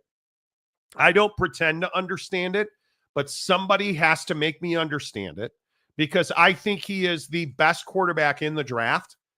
And yet I think there's a chance. I don't think he'll be anything less than the third, but there are some projections that have him fifth in quarterback drafting. Fifth, not second. Almost nobody first. Fifth. I need to understand, why do you hate Shedeur Sanders? Let's talk about that after this from Prize Picks. Yo, you think Dallas' Power 4 gonna drop 30 tomorrow? Why you tripping? Did you see his mom made a post about going to the game? What? Hold up. His mama gonna be there? He's been averaging like 34 points a game when she's there. At least 40 when she be on that Jumbotron. He don't like to let his mama down. Pick more, pick less. It's that easy. Cash in on your sports fandom with Prize Picks. Cash in on your sports fandom with Prize Picks. Open a new Prize Picks account. Use the promo code Monty. You deposit $5, they'll give you 50 more. And again, I'm all in tonight. I am all in. I am on Demon Watch tonight. Demon. And I'll put it up here again. That says $20, $20. I put up $20 to win $400. My picks tonight on Prize Picks: Jung-Hoo Lee with the San Francisco Giants. You don't know who he is. One of the hottest hitters in baseball. I need 2 singles out of him. Spencer Torkelson. Hey, Torquey. Detroit at Milwaukee. I need a double out of Spencer Torkelson. And Aaron Judge, I need 1 RBI. I picked 3 on a flex play. If all 3 of them hit, bros, we're winning $400. Yeah. We're winning $400. We'll let you know what happens on that. Prize Picks, America's favorite daily fantasy app. You guys, it's super easy. Download it on your phone. Open a new Prize Picks account using the promo code Monty. You make a $5 deposit. They'll give you 50 more from Prize Picks. Let's talk about Shedeur Sanders, because I need to understand it. Jake, do you think that there is a large swath of fans, but also NFL talent evaluators who are showing a lack of respect for Shedeur Sanders? Without a doubt. I mean, I think, people have a huge double standard with Shedeur. I think, people want to say, well, he played at Colorado, so his performance, it must not be legitimate, and I hear this comparison between Jalen Milroe and Shedeur Sanders happening seemingly on a daily basis. I heard Dan Orlovsky over the weekend make this comparison where it's like, hey, Jalen Milroe played in the SEC, clear dual threat quarterback that can play against the best competition. So I feel better about him, even though he has massive throwing deficiencies that, that need a lot of development, quite frankly. And Jalen, by all accounts, has aced all of his people testing, meaning all the meetings he's had, all the conversations he's had. People love Jalen Milroe by all reports. And with Shedeur Sanders, people are saying that, yeah, he's a great guy. People love him. But there's just this piece that feels like just a bias where it's like, hey, he played for Prime at Colorado. He played in the Big 12, not the SEC. And he didn't quite have the same numbers. So, like, people are just sitting here saying, well, his performance, because it's the Big 12 and because it's prime and because it's lesser competition, doesn't matter as much or maybe isn't as impactful. And I've heard too many talking heads roll out the line of, well, he just doesn't feel like a franchise guy. He feels like a secondary option. And that's why I really struggle, because I feel like talking heads like to roll that kind of shtick out where they're like, hey, my gut is, or like my sense of who he is that he's not a franchise guy. And I'm sitting here just looking at it from a talent perspective, let alone the people thing. And I'm sitting here saying, bro, Shedeur Sanders showed you that he can throw into tiny windows on the run. I mean, if there was any criticism of Colorado last year, it was that they didn't have a great offensive line. And we know their defense was suspect most of the time. Like, I don't understand why we do this to guys like Shedeur, where it's like, hey, because he didn't play in the SEC and because he didn't have, Nick Saban coaching him, yeah, he doesn't feel like a franchise guy. Better let him slide, and better take Jalen Milroe at 2 or 3, depending on who I am. 64 touchdowns and 13 interceptions at Colorado. I think 74% accuracy last year, 4,134 yards, 37 tutties, 10 interceptions. I think the questions are, was it Shedeur or was it the team? I was unfortunately watching a video from an FS1 talking head show where they talked about his win-loss record. And I appreciated that the idiot who said, hey, his win-loss record is what's holding him down. And then an NFL alumni jumped on him and said, the win-loss record at Colorado is not what's holding him down. I think everybody universally recognizes he is the most sacked quarterback in college football the last 2 years. Yeah. I think it's one of the dumbest takes I've ever heard. I think what's about right is the lack of explosive plays that we saw from Shedeur Sanders at Colorado has some people wondering if he is simply an accurate passer with a weaker arm, or if he just didn't have the time and the space to work the ball consistently down the field. And I think you look at Cam Ward, spectacular play after spectacular play. You look at Jackson Dart, who I think could be the best NFL prospect in this quarterback draft, in an offense where all they do is have spectacular routes and throws.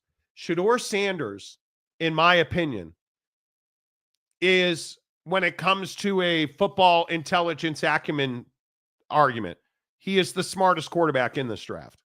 When it comes to a passing understanding, what's the defense trying to do to me? Where does this ball need to go? That's Shedeur Sanders in this draft. What I wonder as well is, does he have the arm strength to 10 times a game drive the ball down the field? I don't know that we'll ever know that. But I think if you ask that of Jackson Dart or Cam Ward, people are automatically going to check a box. Mm-hmm. And I look at Shedeur, and I do think there is a lot of Deion Sanders hangover. And what I mean by that is, when you're flashy and you're out front and you're the first and the last that everybody hears from, there tends to be burnout. And I think Deion never said it, but I think there is a belief that Shedeur Sanders wants to play in a very small number of teams, in a very small number of situations. Deion never said that. Shedeur never said that. There are questions of, would he go to Cleveland? Would he go to Mm-hmm. I think he's going to go to wherever he wants to go. And that includes the Raiders, who are meeting with him this week. I think Shedeur Sanders is falling, and somebody's going to get a very motivated college quarterback in Shedeur Sanders. Yeah, I would agree with that. And I also think that when you talk about the motivation piece, I don't think it's just to prove everyone wrong. I mean, that's clearly going to be a big piece for him. But I also think, much like the Bronny situation, where Bronny's talked so much about like being his own guy, like I think that's part of it for Shedeur. Like it's not lost on Shedeur that Prime is his dad, obviously. And I think that Shedeur, is already his own guy.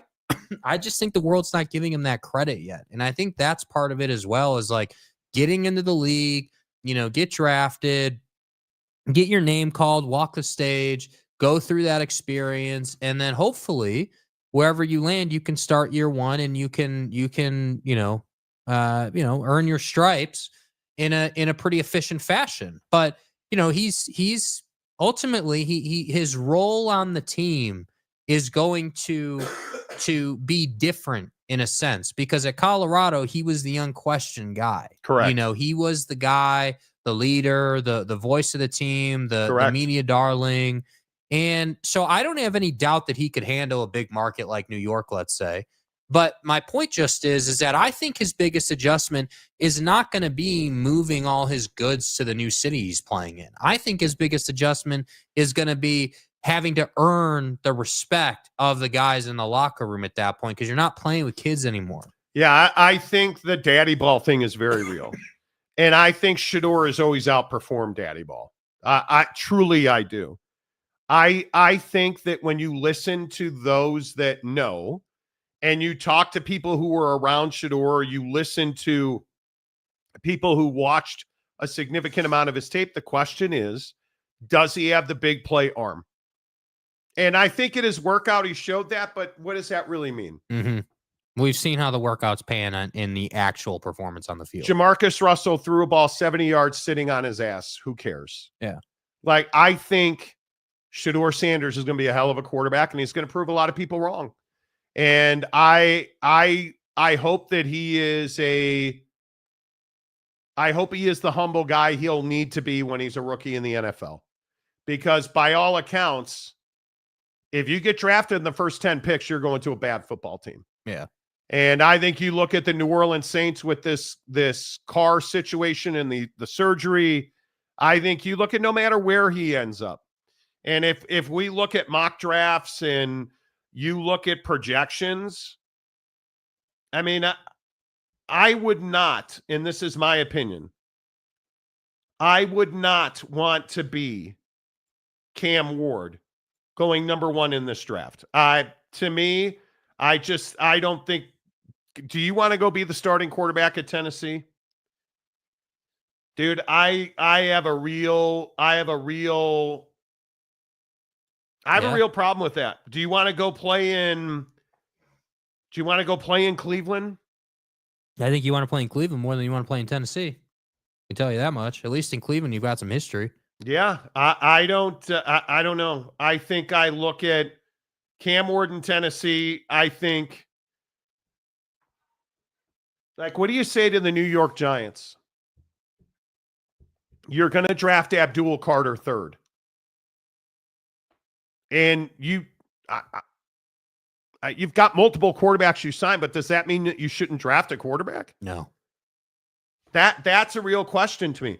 Travis Hunter is a no-brainer wherever he goes, and if that's where he ends up in Cleveland. Who's more of a guarantee, Travis Hunter or Shedeur Sanders? Oh, Travis Hunter. Agreed. Because he's going to get far more reps. And no one's going to blame you for drafting him. Yeah, I mean, the guy's going to be unbelievable. And we'll see how much two-way football he plays, but he's going to be unbelievable. I don't even know who's next taking a quarterback. It won't be New England at this point. Jacksonville will not. I wonder about the Raiders at 6. Are the Raiders really locked on Ashton Ginty? I think that's a big question. That's a big question. Look at these teams. Which teams don't have a quarterback? All of them. Like, legit. All of them. Tennessee does not. Cleveland does not. The Giants do not. New England, you have a young guy, and you better draft the best available offensive lineman, right? I think that's for sure. Jacksonville, Trevor Lawrence is good enough. Yeah. He's good enough. The Raiders don't have a quarterback. The Jets don't have a quarterback. Does Carolina have a quarterback? I mean, Young showed a lot at the end of the year. He played well at the end of the year, so I doubt they'd take quarterback. New Orleans at 9. See, that's a team that needs a quarterback, and that's why I think so many people are linking them to Shedeur. But I think that we can't get too distracted here. I think that this is a draft where it's not so clean cut as to who you should take in the top 5. And there are NFL drafts where, and we've seen it so many times, where it's just very clear, like, hey, this is going to be the number 1 pick. and then this is where these guys are going to fall. And the top 10 is exactly what we thought it would be. This is not that draft, in my opinion. I think that football teams are bad for a reason, and the Browns are really good at messing it up. And I think at number 2, that selection will change everything. If they go Shedeur instead of Travis, that totally changes the top 10 and what everyone else is doing. And by the way, Aaron Rodgers still has not signed a contract. Yeah, they're waiting for him, you know. I mean, we can sit here and talk about Joe Flacco and everybody else that they don't have a quarterback in Cleveland. And I am a big believer. If I'm New York, I probably am riding with what I have. I can see Abdul Carter's a generational defensive talent. If I'm the Las Vegas Raiders, if I'm the Las Vegas Raiders and you do not draft a quarterback, if you take Ashton Ginty over a quarterback, I should be able to slap you in the face. Right? That is. I'll drop that motherfucker. There are so many teams that get this wrong. Yes. Repeatedly. I'm a Chicago Bears fan. We just now have a franchise quarterback. Never had one in the history of the franchise. And finally, Caleb is that franchise quarterback. Mm-hmm. And you look at Detroit, you look at Minnesota doesn't have a quarterback. I don't know. Does Green Bay have a quarterback? Well, you better. You made him one of the highest paid quarterbacks in the NFL. Doesn't matter if they do or they don't. They signed him. He's their guy. He has to be your guy. Yeah, he has to be. Right? There's no wonderment around that. Yeah. He has to be. All right, let's get some of your comments in here. Lopes fan Gabe, a member for 27 months. As we're both just dying. Absolutely. Like dying. button, you friggin' casuals. Yes, please hit the like button. Calford donates 20 Monty Show membership. Nice job, dude. Appreciate you, Calford. Thank you very much.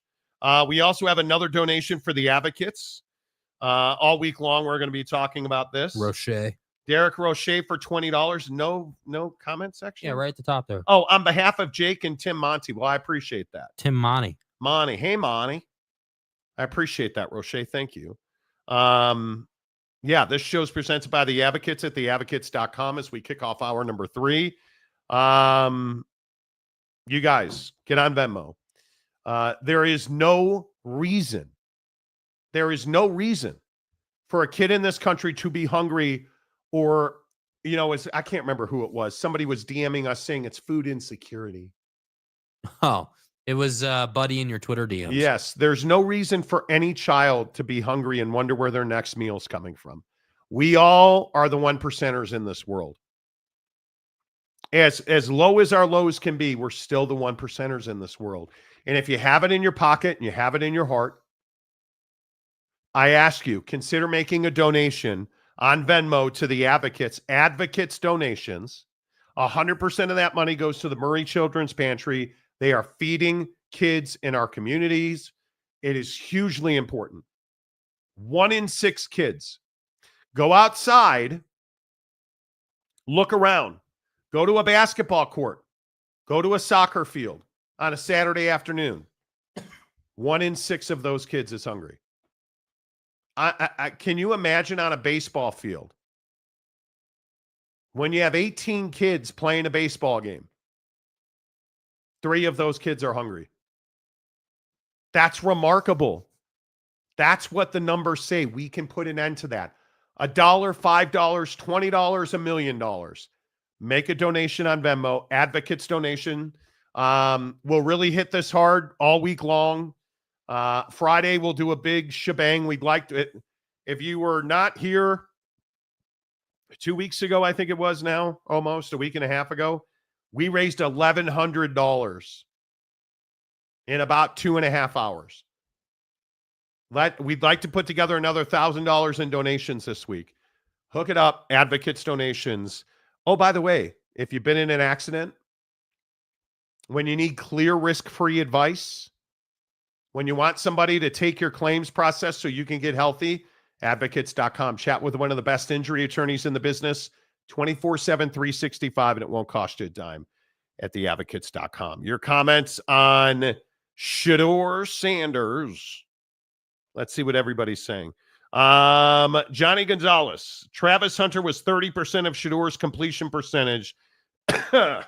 Does he have one player on the next team that can account for that receiver production? Certainly not. He was loaded at Colorado. The only thing he didn't have was an offensive line, unfortunately. Yeah, I mean, I totally get your point here, Johnny. I think the clear message being sent here through this comment is like, hey, if he doesn't have a number one guy, does that mean he's going to struggle?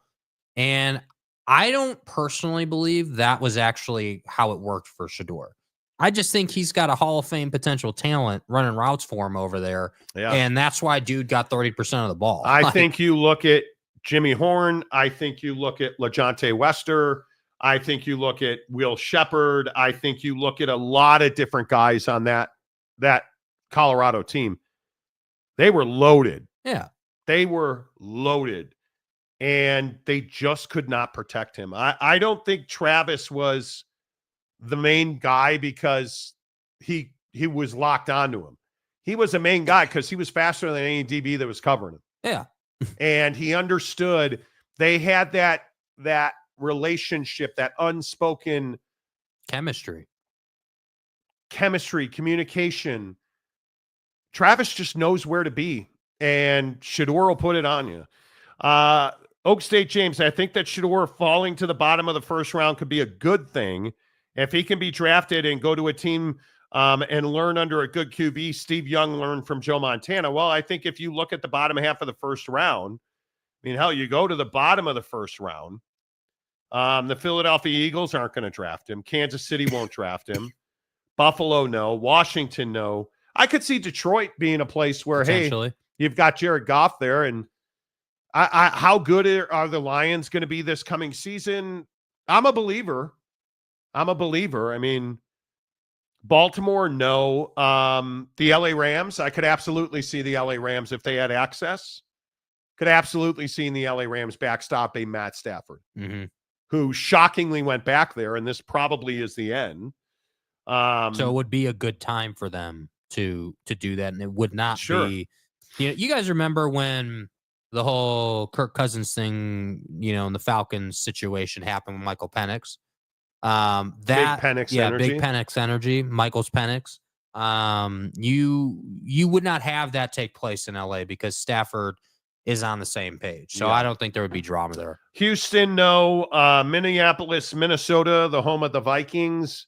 You don't have a quarterback there. So certainly Green Bay, no. I think Green Bay is going defense. The Chargers, no. Steelers. I don't know. Where are the Steelers? That's a question that I don't know the answer to. I think that, see, what's hard with the Steelers is that they are a defense first organization, which is why I think they haven't had any like a big name since Ben. Ben was their guy for a decade. And I think that, the league has turned so much towards, do you have a quarterback or not, that at some point Pittsburgh's going to have to get somebody at some point. And so, I could potentially see that, I again, you're not wrong, James, not to get into the weeds on AR12, but the whole Aaron Rodgers experience with young quarterbacks, respectfully, hasn't been great. So if you sign, but I also think expectations are different here. If you are Pittsburgh and you sign Aaron Rodgers, are you done signing quarterbacks or trying to find the quarterback of the future? No, because every team's always looking for the quarterback of the future. Yeah. Aaron Rodgers isn't expecting a 10-year ride as the franchise quarterback. I mean, that certainly does not seem like that's the case. Latest one. No. I did the same one. Thank you, Maury Alvarez. That's the one right there. That's the one right there. Good Lord. I'm getting old in my age and my eyes. Calford with $100. Let's go. Appreciate you, buddy. Appreciate you. Monty Show, Fight Against Childhood Hunger. Really appreciate that, Calf. Look at you putting out money today. Appreciate that. Very much appreciate that. You guys, without you, and I know I do this not probably enough. Without you, without guys like Calford, without guys like Lopes Van Gabe, Giggity, all of our long timers, Oak State James, saying his wife's not hot on the show. Like, what is this show if, Wasikowski doesn't come in and predict that Connor Bedard's going to leave the Blackhawks? Like, how is that even possible? What if, other Michigan fan whose name shall be remain nameless, he who shall not be named, did not come in here and defend Matt Weiss in his actions? I'm Shiva, the god of death. That what would this show be? What would this show be if Isaac Dorst didn't say, I'm glad Tennessee got rid of him. College football is a joke now with NIL and the transfer portal. It's all about the money. How far does Ewers and Leonard fall? But is Riley Leonard even a prospect? No, he's a late round pick, dude. I get it. I'm choked up just thinking about his terrible Remember, play. he sucks. Yeah, he's like a fourth round pick. I'm so tired of that story. I flip on NFL Network for one of the few times this morning, and they're doing the "you suck" text story. Why? I know he sucks. I know he sucks. Yeah, he's terrible. I mean, he's better than Drew Aller, but I know Riley Leonard's not an NFL prospect. Now, Quinn Ewers is prototypical. Is he not prototypical? He's got the build, he's got the body, he's got the mentality. I don't know if he has the body. Injuries are. Well, can he stay healthy? Size-wise, he's got good size, but can he stay healthy is a huge question. Eric, I think Ewers is a very interesting guy. Ewers is about one injury away in the NFL from being a career clipboard holder and earning money on the bench. Yeah. Johnny Gonzalez, Chicago's not a player issue. It's a support staff thing. But you've changed that now. You legitimately have one of the better staffs, and certainly in the NFC, right? Ben Johnson's got to prove he can do the job. Yeah. But, I mean, when you look at, they've gone all in on Caleb now. You've spent big money on the offensive line. Like, you're all in on him. And he rewarded you last year, even with a crappy offensive line. He had one of the best years of a rookie's had in recent times. Mm-hmm. Again, I'm going to say we crowned homie in Washington. Buddy. Right? We crowned him. Jaden's the best thing anybody's ever seen. Caleb has almost identical numbers, and he's a bust. It's what we do. It is what we do. Pitt, Detroit could spoil the party and trade up. I think Detroit absolutely should trade up. And I think this is a real conversation, whether it's those two teams or other teams. Trading up in this draft is going to be a clear thing. There's going to be opportunity. And again, that's why I say, like, I am more fascinated with this draft more so than years past, not because of the players per se, but because of the legacies that are going to be tarnished or made based on what you do here. Because if you trade down, let's say, you make that trade to, Pitt or Detroit, let's say, and you miss on your pick twice, because obviously if you trade down, you're going to get a pick, and then you already had your pick, right, later in the draft. And stuff. Like, if you miss and you were, let's say, the Browns, not that I think they'll trade down, but one of those first five, that's terrible. That can't happen. Like look at the Browns.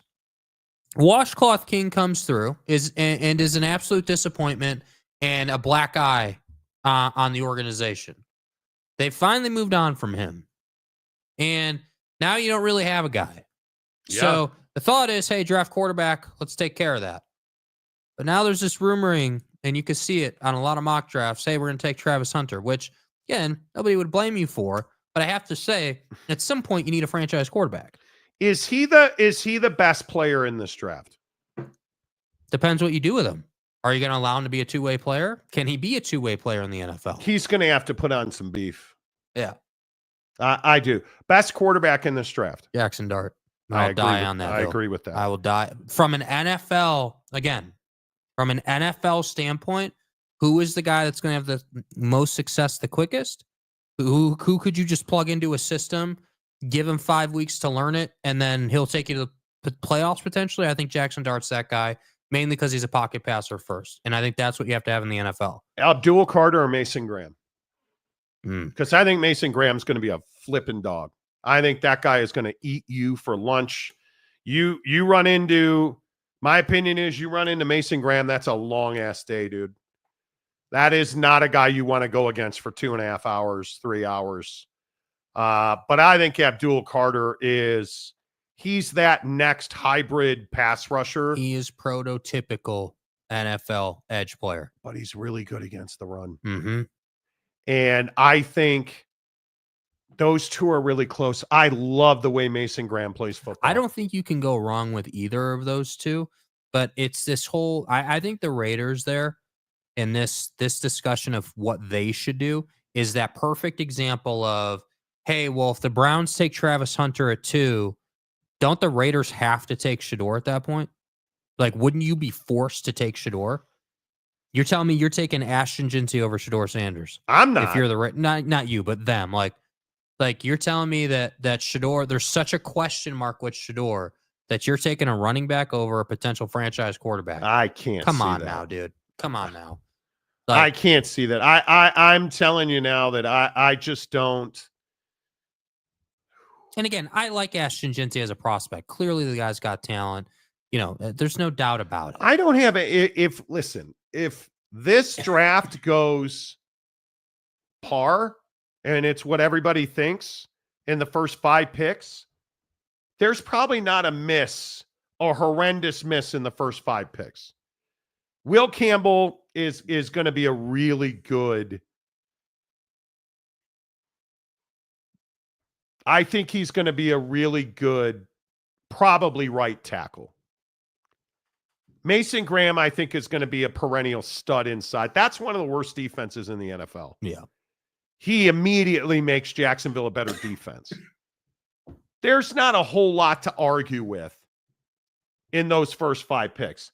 I think it's 6 through 10 where you're getting yourself in some trouble. Yeah. I think the Raiders, if they take Ashton Jinty, and it's no knock on Ashton Jinty, you don't have a quarterback. You got to have a quarterback. The Jets taking an offensive tackle makes sense to me. And it makes sense to me because you got Justin Fields. Now give the guy the latitude and the support to win, right? So I think offensive, Membu is going to be a guy that I think is going to be really solid. I mean, he's 6'4", 335 pounds out of the SEC. I'm happy with that. If you're Carolina, you're taking defense. You sucked out loud on defense. Yeah. Right? So I would think you would take defense. Yeah. And then if you're New Orleans and this Derek Carr surgery on the shoulder is really bad. With New Orleans, what do you have to lose, dude? Like, what do you have to lose? Let's say Shedeur is still there. I don't know. It doesn't get more, no doubt about it, like, hey, take Shedeur Sanders than it would be at that pick. Like, I like Derek Carr. I like what he's done in his career. The reality is he's breaking down. He's been unable to escape these injuries that have held him down the last several years of his career. And now you're dealing with that. Go get a quarterback. I think the Saints are going to trade up and get a quarterback. It's my opinion. I think they likely make a trade. I think the Giants want nothing to do with that 3rd pick. That's my opinion. You spent big on defense last offseason. I think the Saints bump up there and they take their Jackson Dart, Shedeur. I would take Shedeur Sanders. Yeah. I'd take Shedeur Sanders number 1. But now that's where we can have a conversation. If you're picking number 1, who are you taking? Obviously, it's situation dependent. There are a ton of X factors. But if you need a quarterback, if you're a team that's good on defense, good in the lines, but could use a quarterback. If I'm Tennessee, I'm taking Jackson Dart. Yeah. If I'm the New York Giants, I'm probably taking Cam Ward. Why? Because he's going to get his ass beat. And you need somebody that can stand. If I'm the Cleveland Browns and I'm taking quarterback, I'm probably taking Shedeur Sanders. I need a guy to, but then again, I don't know what they have in. I mean, you've got Jerry Jeudy, but what? Yeah. I mean, well, you gotta go through the process. It's why your rookie deal's 5 years. You don't have anybody at wide receiver there. Can you take a quarterback with no wide receivers? Well, I just don't think you have a choice. That's the problem. Amari Cooper's in Buffalo. So, okay, let's say that you take Travis Hunter. All right, what are you going to do a quarterback? Are you buy somebody? You're going to wind up. What do they have now? It's like Joe flipping Flacco. And I mean, you seriously have a cast of misfits when you look at the depth chart in Cleveland for quarterbacks. Joe Flacco, though. It's Deshaun Watson, Joe Flacco, and Kenny Pickett. You don't have a starting quarterback. But your wide receivers are Jerry Jeudy, Cedric Tillman, and Michael Woods. Okay, but hang on a second. I don't disagree that Joe Flacco is an old-aged quarterback who isn't, if you're going to rely on him to take you to the postseason, you're taking a load of risk him being able to stay healthy. I agree with that. But given the Browns situation,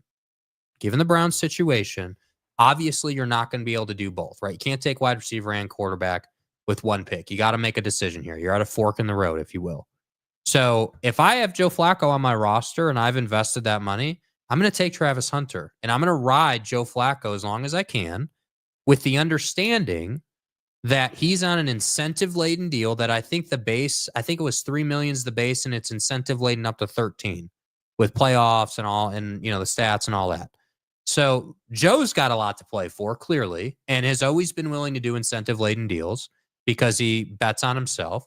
So I just think if you're the Browns, got Joe, I understand why you would take Travis Hunter. I get that. But this time next year, we're going to have this same conversation, and we're going to look back and we're going to say, okay, you ran Joe Flacco out there for 11 games, and he got sacked and got hurt and was out the rest of the year, and you couldn't figure it out at quarterback. What are you going to do? You're Drake May from this past season. Exactly. Because now they went and got Steph Diggs, who granted is coming back off a knee injury, but you paid one of the better free agent wide receivers, right? If you're the Giants. See, another interesting point here. You got Russell Wilson, right? Free agent guy, older. And the crab stealer. Yep.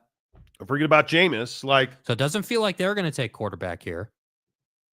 Kind of feels like they made that bet. So okay, if you're not going to take quarterback, what does the mock draft have them doing?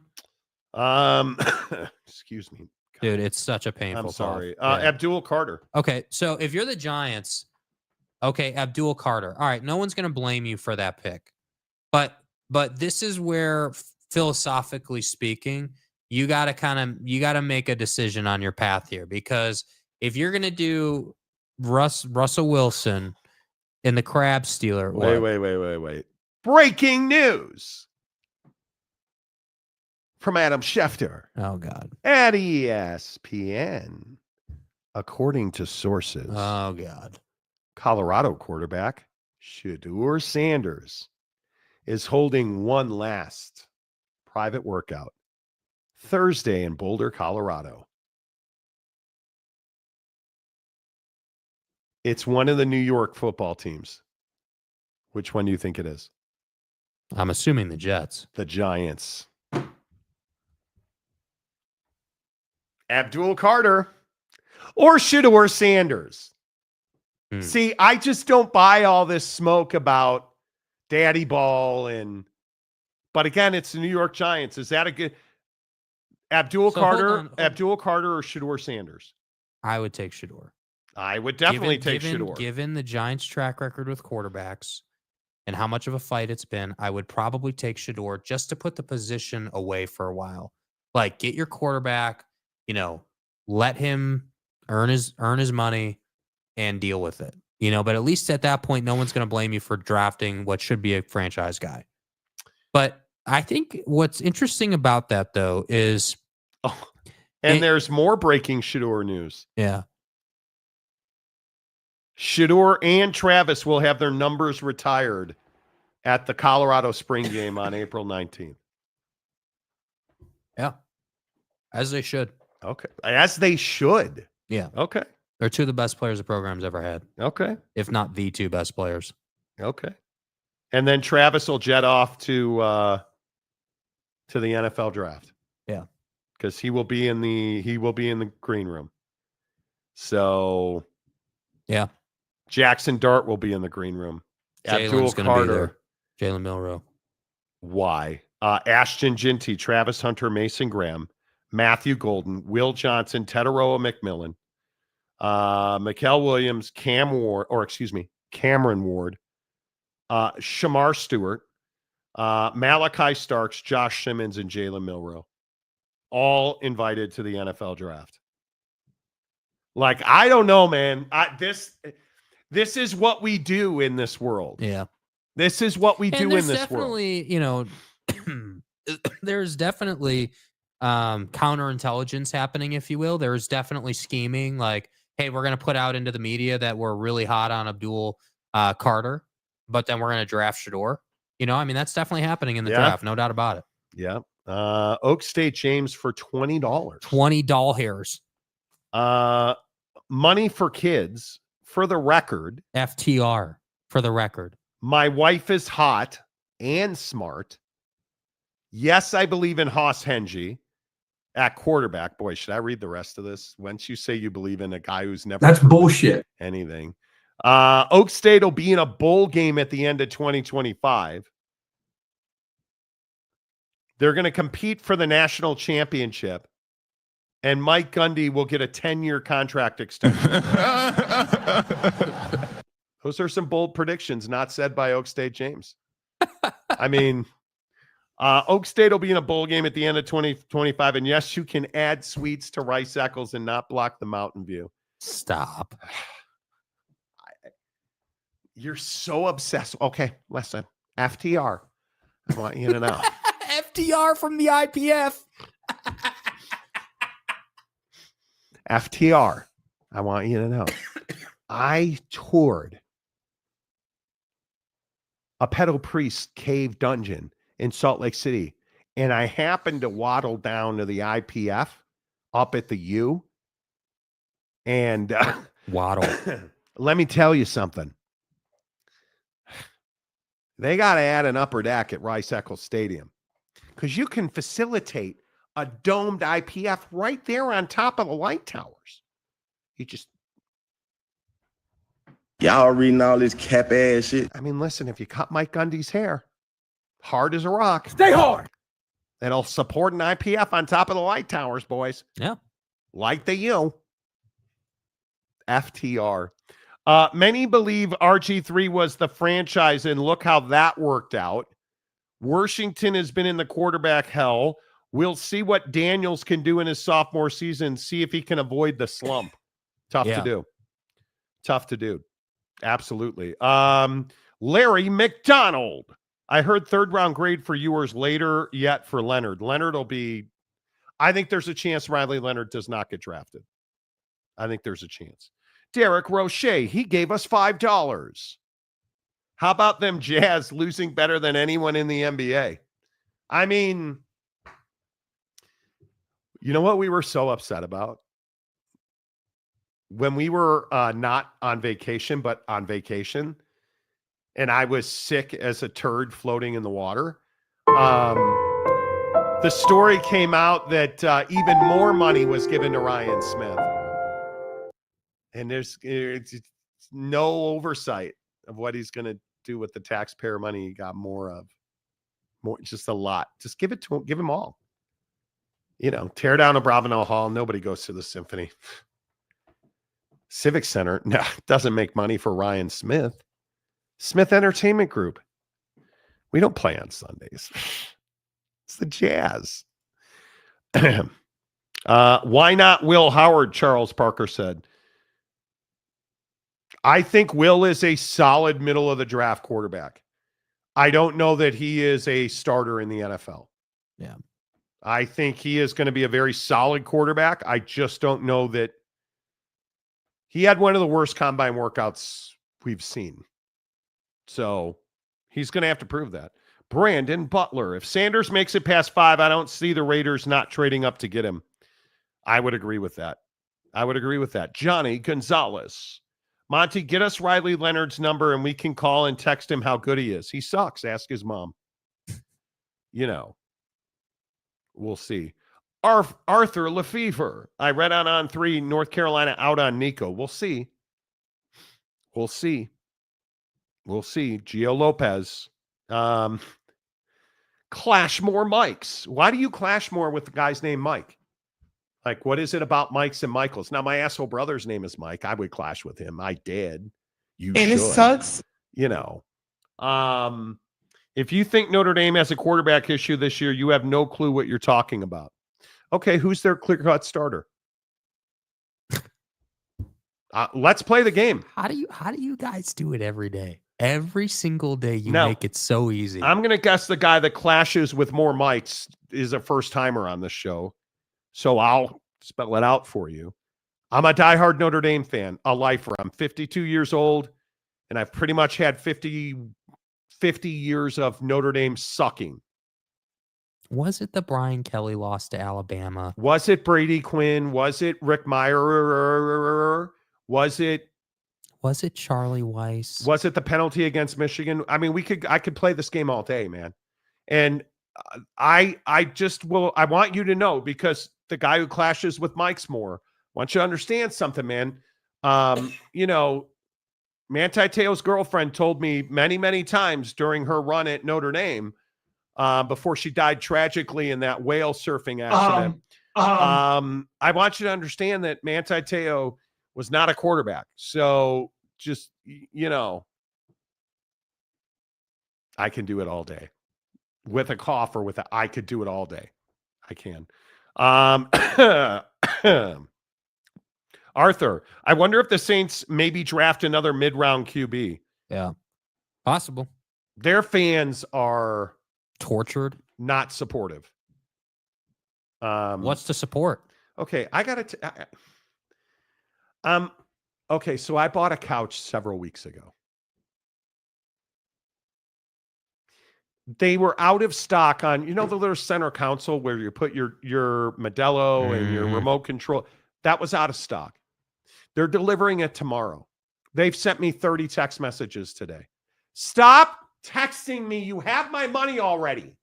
Like, it's wild. I want more. It's wild. Multiple phone. I just missed 4 phone calls from them.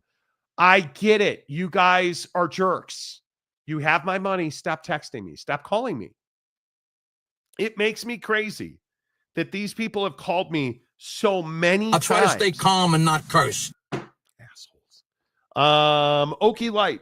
Calm down, James. It's down to Rangel and Flores.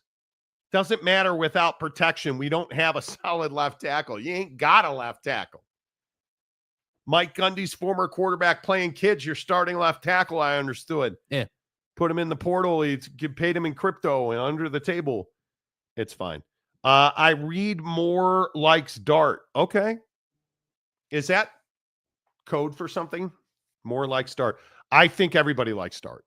And I think he's rising as we speak. Ashton Ginty to no QB team. Every game is Nittany Lions versus Boise. Yes, it is. I would agree with that. If, and granted, this is a big if Dak Prescott cannot recover and get back on the field, would Shedeur going to Dallas work? I just don't think they'll be in position to draft him. And by all accounts, Dak is in camp and should be fine. We'll see. Dude is allegedly in the best shape of his life. Aren't we all? Aren't we? Hey, man, did you guys hear about Kyle Schwarber? That's my goddamn left fielder. Best shape of his life. Fat. We get it, Dayball. We get it. It's called Ozempic, Dayball. No can stay at 9, and New Orleans can stay at 9 and get Sanders or Dart. Maybe. Jackson Dart's going to be a stud. If I'm Tennessee, I'm trading back and getting as much talent as possible. Can you live with Will Levis? Yeah. He's not your biggest problem yet. Oof. Charles Parker. So who's taking Will Howard? I would have no idea. That when you're in the middle of the draft, I think it's almost impossible to forecast that. I mean, he's going to get an opportunity. It's just a matter of what does that look like. Car Wash Channel. Did you hear the news? NBA returning to NBC this October and no longer be on TNT for TV because TNT permanently ending TNT NAB contract. So I'm excited to go OG NBA NBC intro again. Me too. I don't hate that. We got to talk Devin Booker here in about 20 minutes, and I'm infuriated already. If it were me, Big Blue, I would hope someone like Carolina or Washington who is in love with Hunter or one of the defensive players. Well, How much do you value a quarterback? Yeah, I mean, Damn I think, it. yeah. How much do you value a quarterback? I mean, obviously, it all depends on your situation. I think you have to have a franchise quarterback to win in the NFL. You have to. It is required nowadays. And I think that defenses are faster than they've ever been. I think schematically the league's getting better defensively. Like defenses are more disciplined than they've ever been, in my opinion. So, you know, I look at the league and I just think that, you know, you're not going to be able to just run all over the place anymore. That's not how it works. There are very few guys who can truly dominate a defense with their legs. And so, you know, when you say, hey, how much do you prioritize a quarterback? Well, I'm going to prioritize a quarterback a ton if I'm Tennessee, or if I'm the Giants. Yeah, I'm probably going to prioritize getting a quarterback, because I also believe you can't be a team that is at the top of the draft every year with no quarterback and then be surprised. Like, at some point, you have to have a franchise guy that you're going to lean on and develop, and take the onus off of the team to like stop having this problem where the team can't win because you don't have anybody on offense. Like, get a quarterback, get a wide receiver, then work on the defense. Because at least as an organization, if your offense puts out, that's putting butts in the seat and you're more marketable. And at least at that point, then you can make money. Like, I think sometimes we get too lost in the weeds on building football teams. Like, you got to be really good up front, obviously. I'm with all the people that say, hey, good football teams start in the trenches. I completely agree with that. You got to have protection, and you got to be able to stop the run. Those are the two universal things that every good football team does. From there, that's where it's all philosophical. I would 100% go straight to get a franchise guy. Then from there, I'm going to build a wide receiver room, because I just don't think running the football anymore it's not as much of a priority. Big Daddy Magic. Here we go. The only New York team that matters in the NFL is the beloved Buffalo Bills, with the beloved reigning. He means Josh Allen. Let me play you guys something. Gagey boy, your dad just went to a Bernie Sanders. Long live Israel, baby. Bro, what the? Hold up. Your dad just went to a Bernie Sanders. He is topless. He is topless in that video. I want you all to understand that. Okay. And then he sends me this. Hey, player, I went to a Bernie Sanders rally. I'm not talking the guy that was on Back to the Future or Colonel Sanders. I'm talking Bernie Sanders. Thanks for clarifying. Yeah, says, thanks, dude. I think he has an idea to make the Jazz great. If the Spurs would have to show Victor, the Jazz would have a championship. Stay hard. And I know you would donate an organ so I can get courtside tickets to see Victor 41 times in a Victor's season. the way. And that's true friendship. Oh my goodness.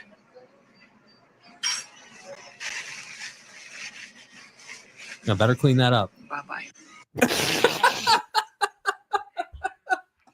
Bye-bye. Okay, thank you. Do you guys understand? Here's one more, because he's so magical. Player, this is from my heart. Look at this guy. Thank you for everything you've done for me. You made me the Victor guy. Sometimes I go a couple weeks without commenting because I don't want to drive you crazy. But you gave me a gimmick where I'm the Victor dude. I really Victor's the appreciate way. it. But listen, here it you comes. need to go on the show Monday and say you hope the Jazz get the number 2 pick because Victor deserves a sidekick. But is there anything I can do, like maybe go to the governor and try to get a park or a Monty Show day, and you can get me 2 Buffalo Bills shirts? The shirts are I done. just want you to give me something. You're my idol. You really gave me really good life advice. I moved into my apartment. Don't live in my ex-wife's basement. Bruh. Trying to keep a facade. I really appreciate it when I had all my health problems. You helped me out. Dude. Bro. What's my dude? I just can't believe how handsome I am. But, so anything, please. Because I really want 2 Buffalo Bills long sleeve red logo shirts from you. Do you guys understand it's gone from 1 shirt now to 2? It's like an act of Congress. When I tell you, this is the life I lead, okay? This guy is a hardcore... This guy is a hardcore supporter of Donnie. Google and me. he goes to a Bernie Sanders event up at the U where AOC is speaking. He's like, I did it. And he sends me a message, save Israel. Like, what am I supposed to do with that? Those are numbers of death. Oh, save Israel. I love you. You're my best friend. Can you give me some clothes? If I give you Big Daddy Magic, listen, bro. If I give you Buffalo Bills shirts, I don't ever want to see you naked again. And we were saying that. On the street, you were naked. Like, what are we doing? Physiologically, it's a non-starter. This is what I do. This is my life. I'd also like to point out in the video, Buddy said that he was living in his ex-wife's basement at one Yes, point. he did. And he is Kaiser Soze. I agree. I mean, this is what we do. Besides getting whatever this is in my throat. Wow. That Wow. came out. Dude, Stay are home. you kidding That me came right wrong. now? That came Dude, okay. Macaque. That came out wrong. You know, that guy on the phone is hilarious. What about me? Thanks. Ready to buy that Monty Show merch when the MJGA logo on it. Only buyer that no longer lives in the ex-wife's basement need apply. Yeah, good job getting out of the basement. It's been a hell of a year for those decisions. It's been a hell of a year for Big Daddy Magic. Like, I don't even know. I don't even know how you explain it. You guys, what the guy does, and I'm still a human. He is. It's biologics. I've never seen Biologics. I've never seen somebody so in love with one other human being. Human or non-human? Than Big Daddy Magic is with Victor Wembanyama. He wants to hit that in ways that I cannot even. I do believe he wants to be the next Anthony Edwards when it comes to making babies. Daddy! Because. All right. We should. Lover boy. Mr. Preston, this show is derailed in 3, exactly 2. Oh my God. It's really impressive that it lasted this long, you know? All right, let's get to the great seed spreader. Supposed to say to that. I'm just going to throw it out here. Like he throws out. Pause, bro. Pause. Anyway, does the NBA have an image problem? In all seriousness, have you guys heard the Ja Morant grenade celebration? I'm sure that you have. Ja Morant is now banned from doing a celebration where he makes, and how can I describe this as pew pews with his hands when he does something spectacular. That was his celebration. Now he's doing the grenade celebration.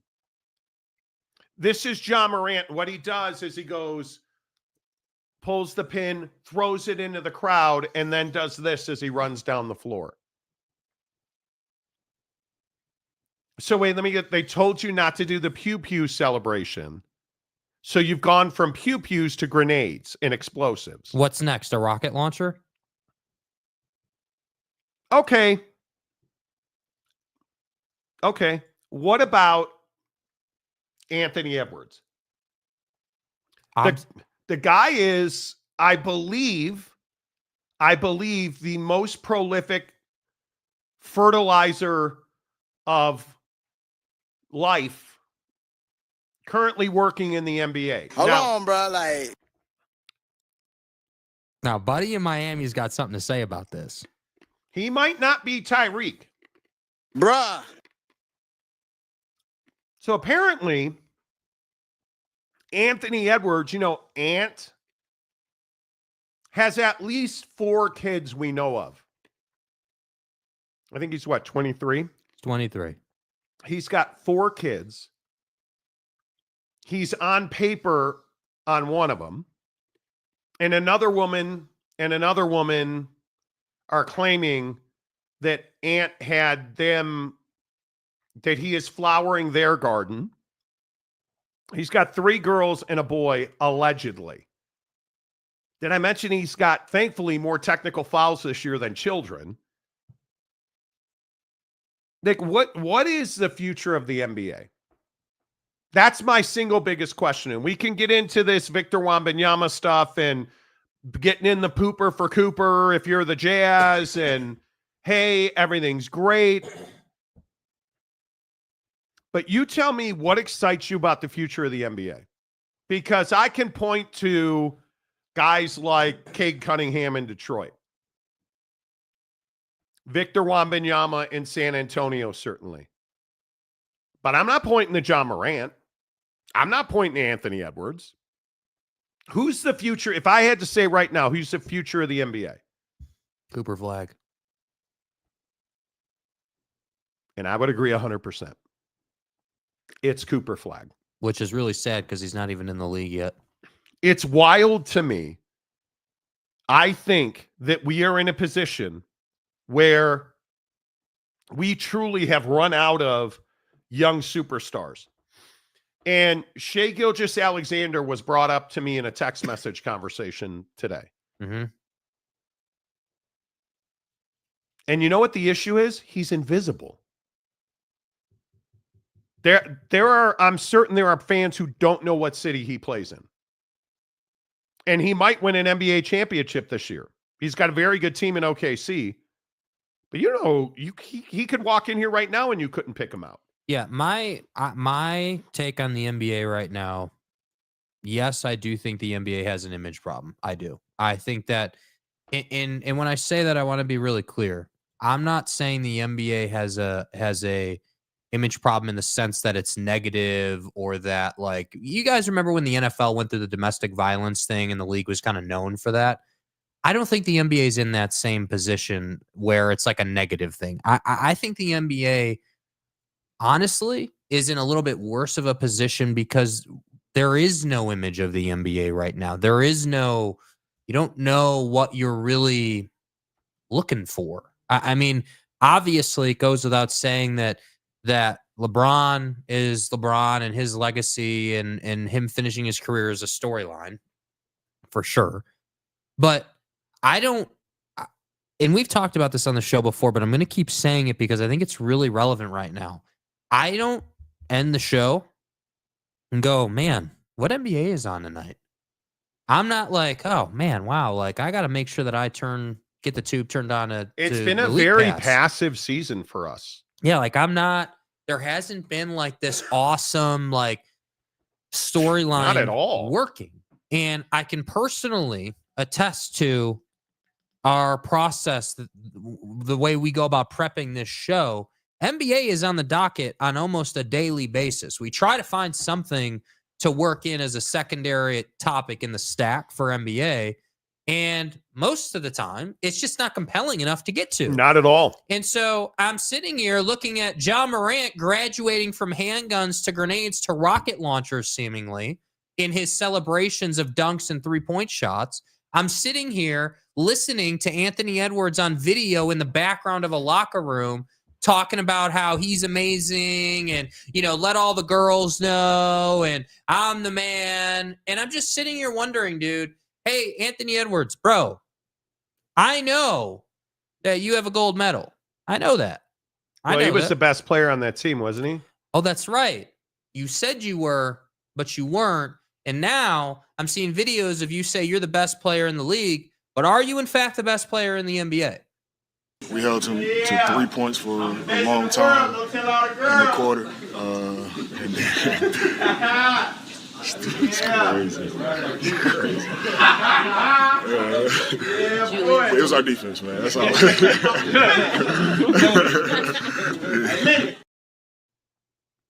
So Julius Randle's trying to do an interview.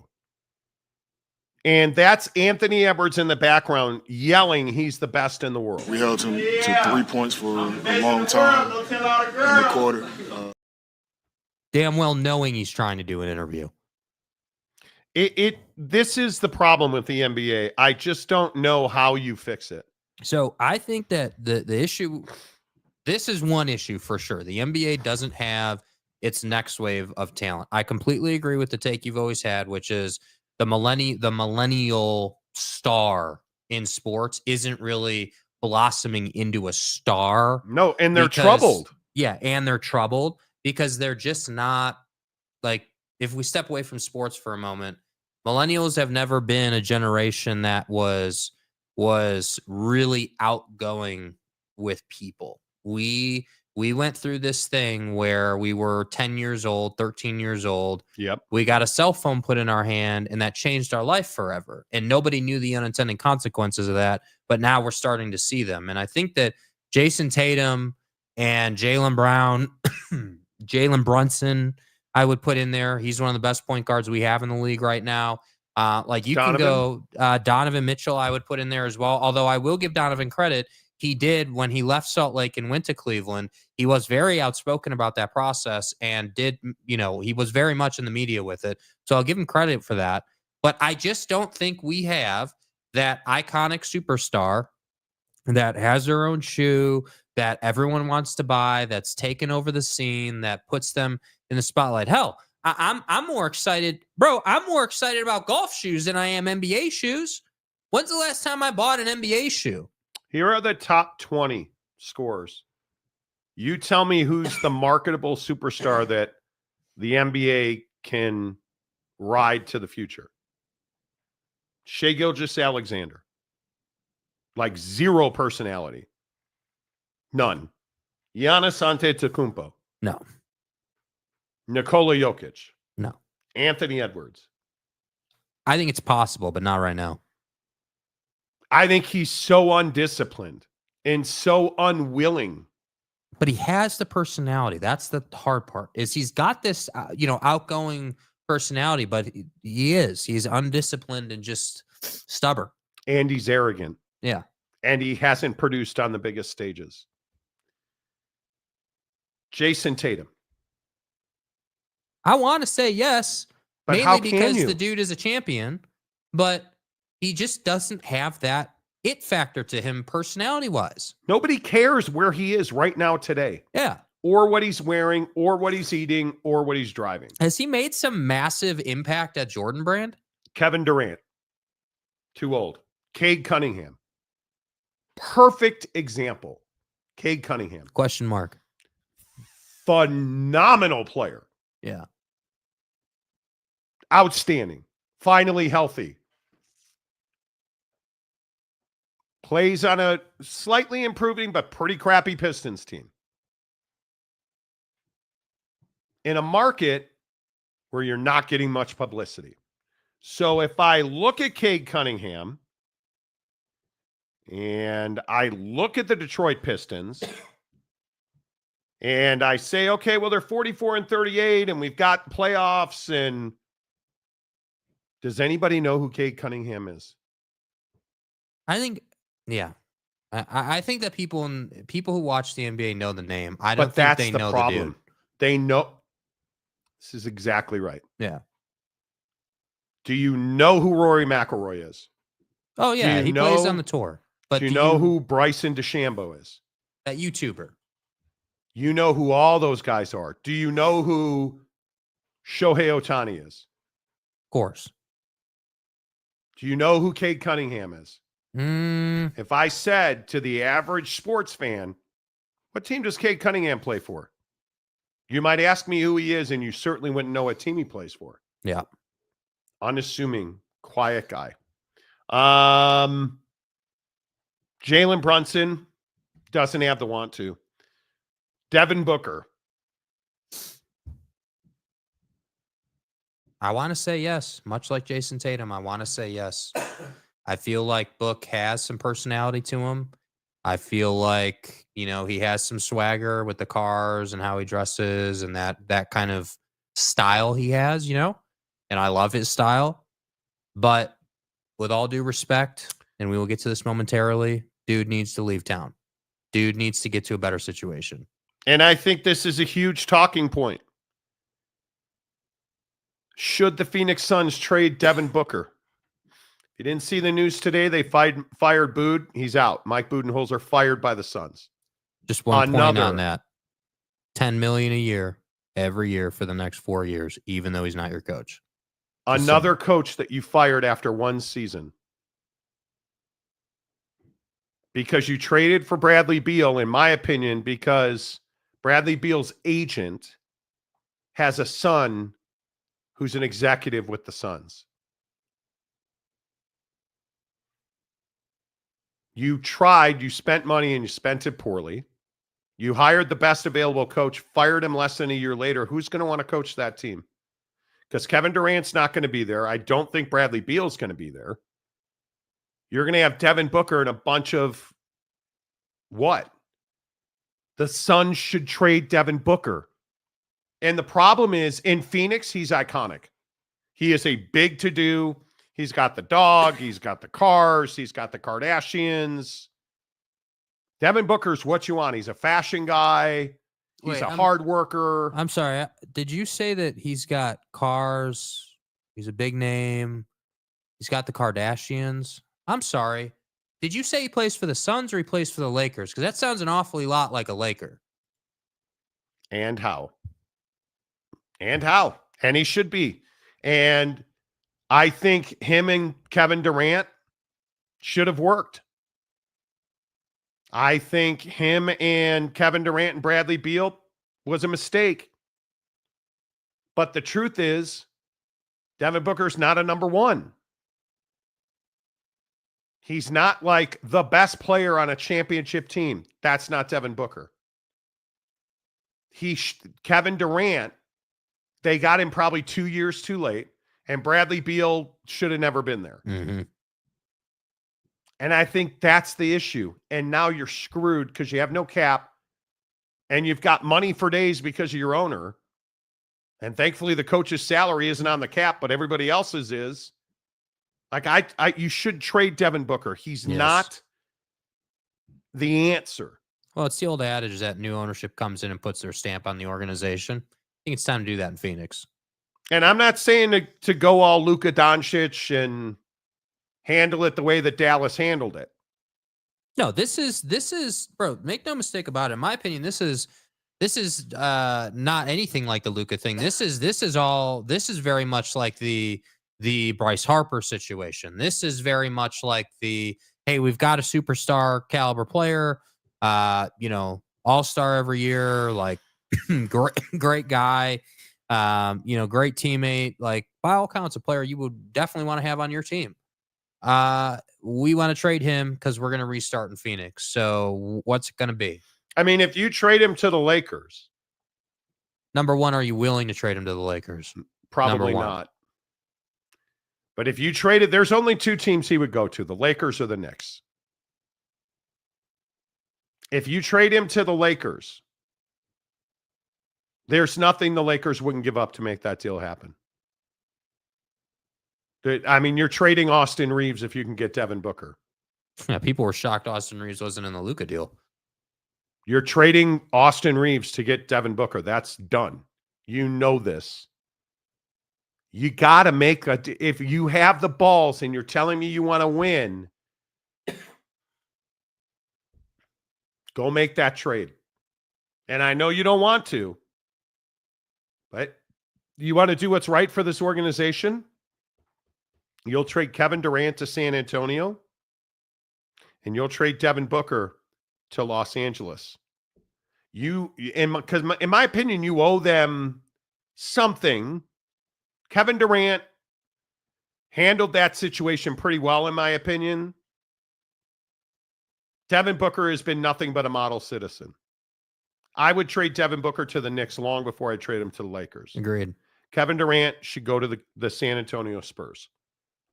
Because they say he wants to play there. That's a city he would go to. He has a lot of respect for Pop, even though we'll see what that situation bears. More suspensions for an on and off court behaviors, fines that actually hurt. Well, you might want to fire the commissioner. Yeah, and this is another conversation we got to have. I think you're right, but I don't think Adam Silver has the stones to do the job. I don't think he's the right guy to do the job. Noel Ramirez, I'm a Magic fan, so my next top guy is Paolo Banchero. Well, but again, with all due respect to you as a Magic fan, Paolo is largely invisible there. I mean, again, this is my point. Look at where the stars are. And listen, I lived in Phoenix for 5 years.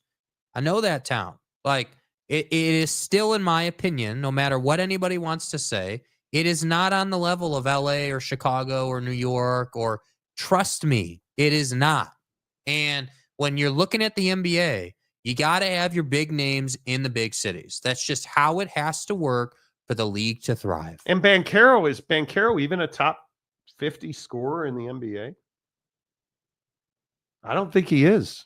Yeah, but he's a really good player, though, man. He's a all around. He's a great player. He can beat you in a lot of different ways. I mean, I'm not even indicting Paolo Banchero. He's not a superstar. Yeah, but I think I would contend that he's got that in him, but provided the situation. But I say this about LaMelo Ball, the Ball brothers, who the building we stayed in was full of the Chicago Bulls. Yeah, we actually met Lonzo Ball. It was kind of neat. But LaMelo Ball just isn't a professional. Like, did you guys hear what the Hornets allegedly told him? You're going to eat better, you're going to sleep more, and you're going to lift weight. That's your job this summer. And if you're not going to do that, we're not going to have you on the team. They allegedly put down the gauntlet to him and said, here's your job. Are you willing to do it? And he said yes. Apparently he said yes. But I don't know. I think that this league is full of a bunch of nobody gives a dams. Yeah. Yeah, I think would agree with that. It's a real problem. Big Daddy Magic. Victor is the face of the NBA. Don't be silly. Read that to me. He's not the face of the NBA. You don't have to like it. He's not. LeBron James is still the face of the NBA because I think he's still the best player in the NBA because he's in Los Angeles. If he was in Orlando, would he still be the same guy? Probably not. But he's a Laker. And I think it matters. Brandon Butler. Jazz could make the Godfather offer after getting Cooper. They can trade Collins and Jordan to help them clear cap, plus their own picks and others. I don't think they want to spend money. The Jazz are in the middle of and I'm just curious. Now, I understand that this town is hockey crazy. Yeah, it's a hockey town now. Did you know that Salt Lake's a hockey town now? Somebody told me that. Yeah. I believe it was the city council pronounced that to be true. But you guys, I could be wrong, and please correct me. When the playoffs start in the NHL, who is Utah Hockey Club hosting in the first round? I mean, they did make the playoffs, right? They were on a run. Top of this town, like he's spending all of his money doing everything he can. What did I tell you would happen? They didn't make the playoffs, and why not? Really invest in this team. They're not going to invest in the Jazz. He's never invested in payroll. He's never invested in payroll. You paid Lauri Markkanen, and you have the worst record in the NBA by a lot. So, and I know it's shocking. The NHL, playoffs are here, and the Utah Hockey Club's not in the I can't. Glad we bought all that merch. Can somebody double check that for me? One of you guys who told me I'm an asshole and hates the NHL and I'll never say anything nice, and they're making remember all that where they're going to make the The Utah Yeti are going to make, that's right, that's copyrighted, and they should have known that, but they didn't, clearly. I could go on. How's that taxpayer loan for a hockey stadium that didn't go on the ballot? How's that working out? Yeah. I just, at some point, people are going to come around to the idea. Don't die, Jake. Yeah, it's terrible. I'm not going to lie. But yeah, people are going to come around to the idea that dude is not going to spend money. And I don't know how long it's going to take people to understand this. Because I just don't think it's rocket science, man. I think that, his past behavior tells you that he's not,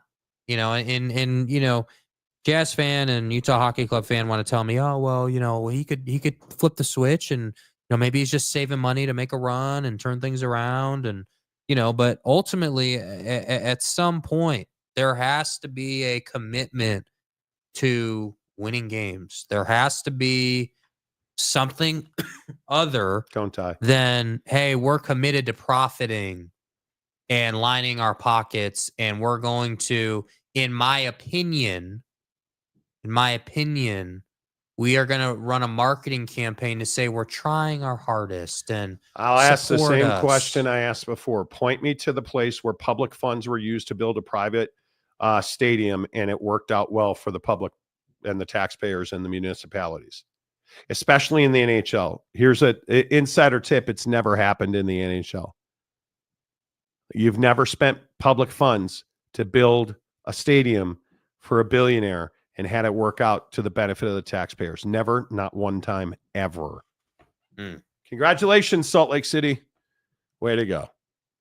All right. Maury. Let me flip around and go back to saying nice things about things. It really bothers me that we, like this, we're raising money for hungry kids, but we gave Ryan Smith more billions of dollars this week. Yeah. And more real estate and more latitude to do whatever he wants with it. Make it make sense. When we have hunger, 1 in 6 kids is hungry. Doesn't know where their next meal is coming from. Yeah, give the billionaire more billions. If he's a billionaire, why does he need taxpayer billions?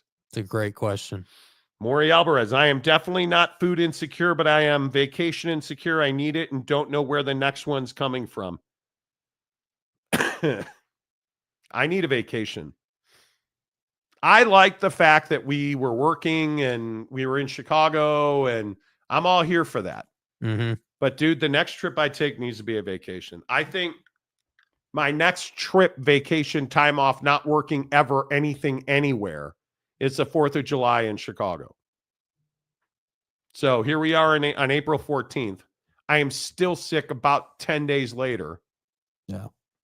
Jerks. Brutal. Maury, thanks for the donation, you guys. Advocates donations. What are we up to today? That is 10 from Maury, 20 from Maury. Don't die. 20. Do you remember who that's Roche. from? Roche. So that's 40.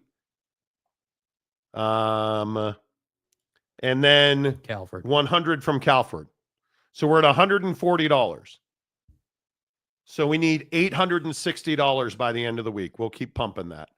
You guys are amazing. And again, I just can't say enough. This money goes to the Murray Food Pantry to feed hungry kids in our community. It is an incredible cause. Incredible cause. Real quick, let me update a story we started with earlier. Remember I told you how much I love golf? Apparently I'm not the only one. CBS delivers most watched Masters final round since 2018. What did I tell you they were projecting? 10 million. Yeah, how about averaging 12.7 million viewers, up 33% from last year? 19.543 million viewers was the peak. The largest non-NFL sports day ever on Paramount Plus. Most streamed golf event ever on Paramount Plus. Triple-digit viewership growth from last year. So again, make me the argument. Somebody tell me, how badly golf sucks on TV and that nobody cares.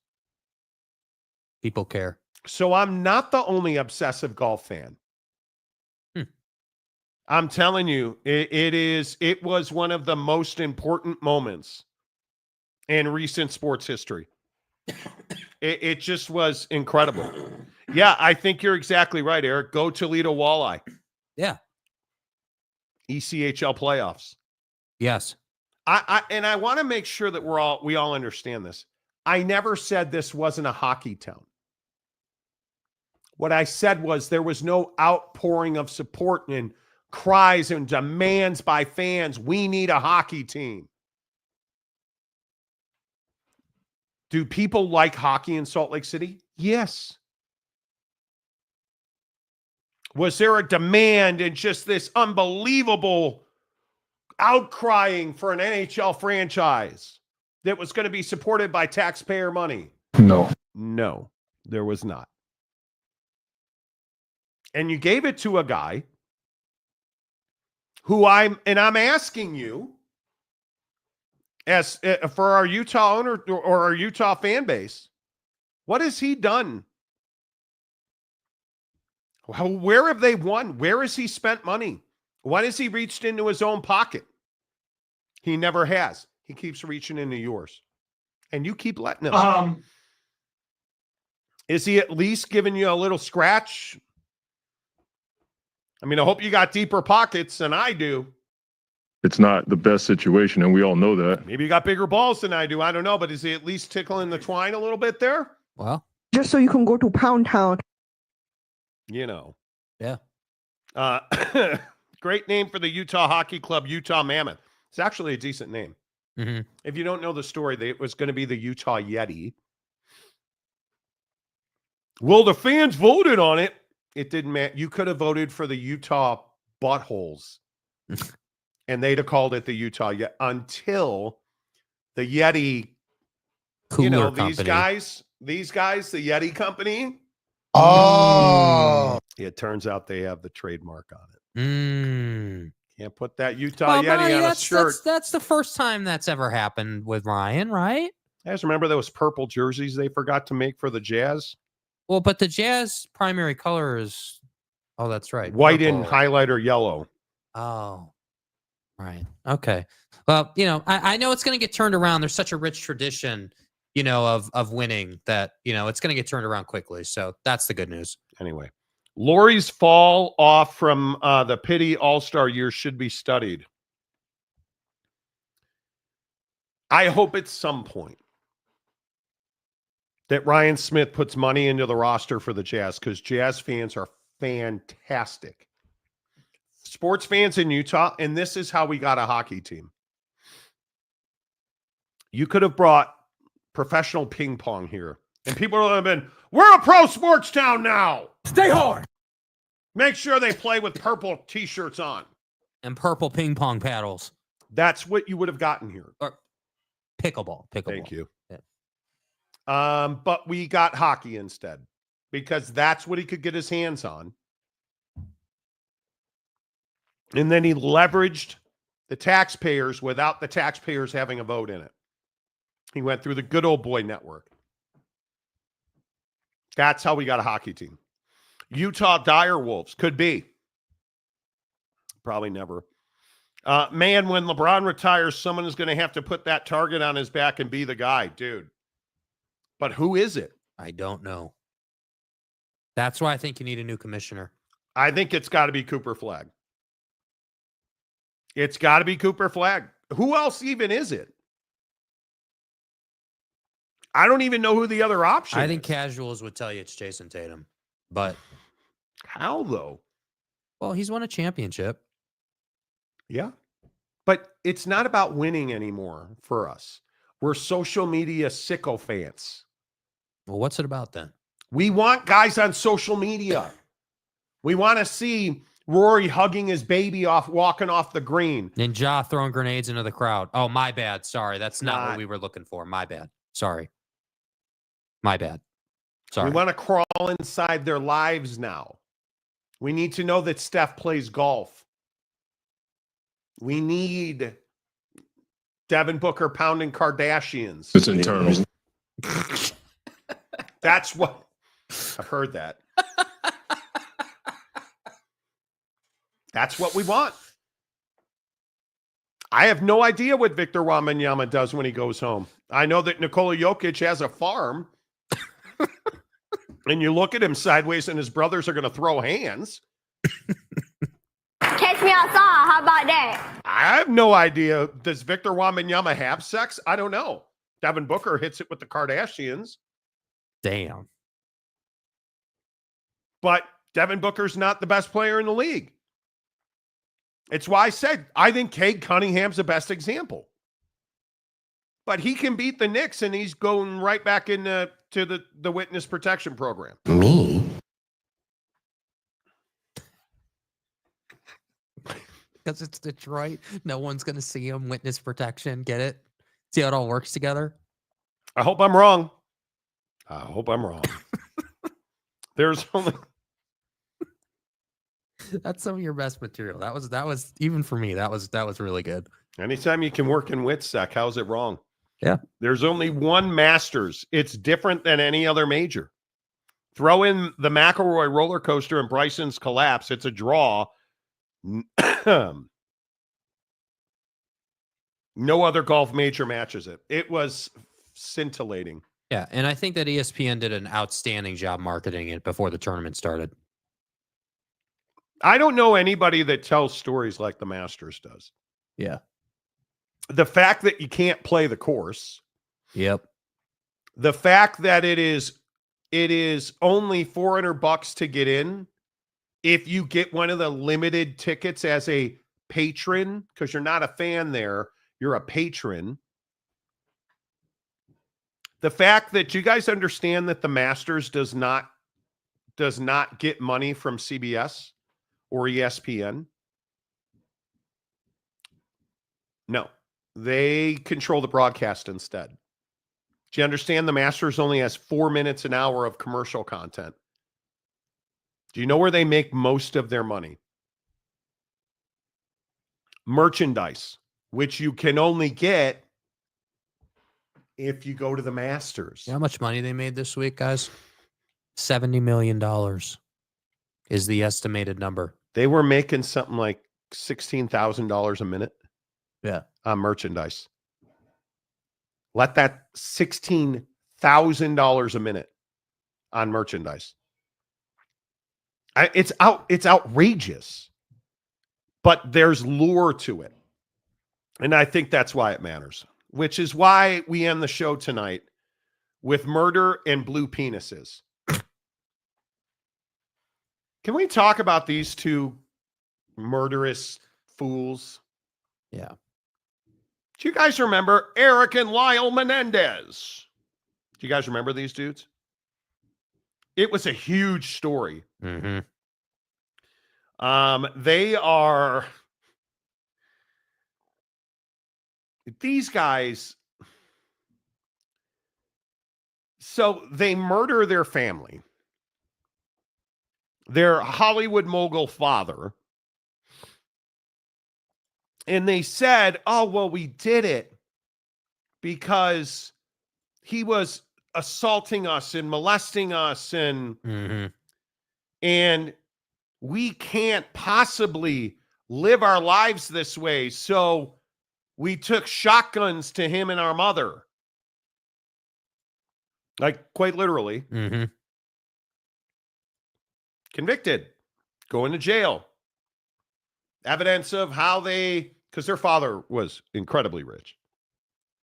So naturally, when your father dies, what do? Well, you go out and you go on vacation and you buy cars and hoes. And I mean, that's how I would grieve, you know.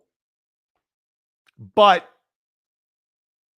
now there's this movement to have them released from prison. Or excuse me, we call it resentencing. Yes. To which I say, if only we could resentence them to the needle or the electric chair. Right. Because I have no sympathy for them. I believe that they are murderous clowns. Yeah. And I don't believe they should ever be freed from prison. Yeah. And an interesting, and I'm on your side with this completely. But I think one of the most interesting parts of this whole resentencing concept is how this came about. So obviously this story is decades old now. Yep. You know, goes down, many, many years ago, kind of goes to sleep for a while. And then what happens? Oh, our friends at Netflix did a documentary. Oh, so what does that mean? Why does that matter? Oh, that's right. Because every millennial and their mom got back involved in the case and started forming opinions. To which at that point, then the evidence got reviewed and there was a new letter submitted between the two brothers talking about how they, like you said, were abused.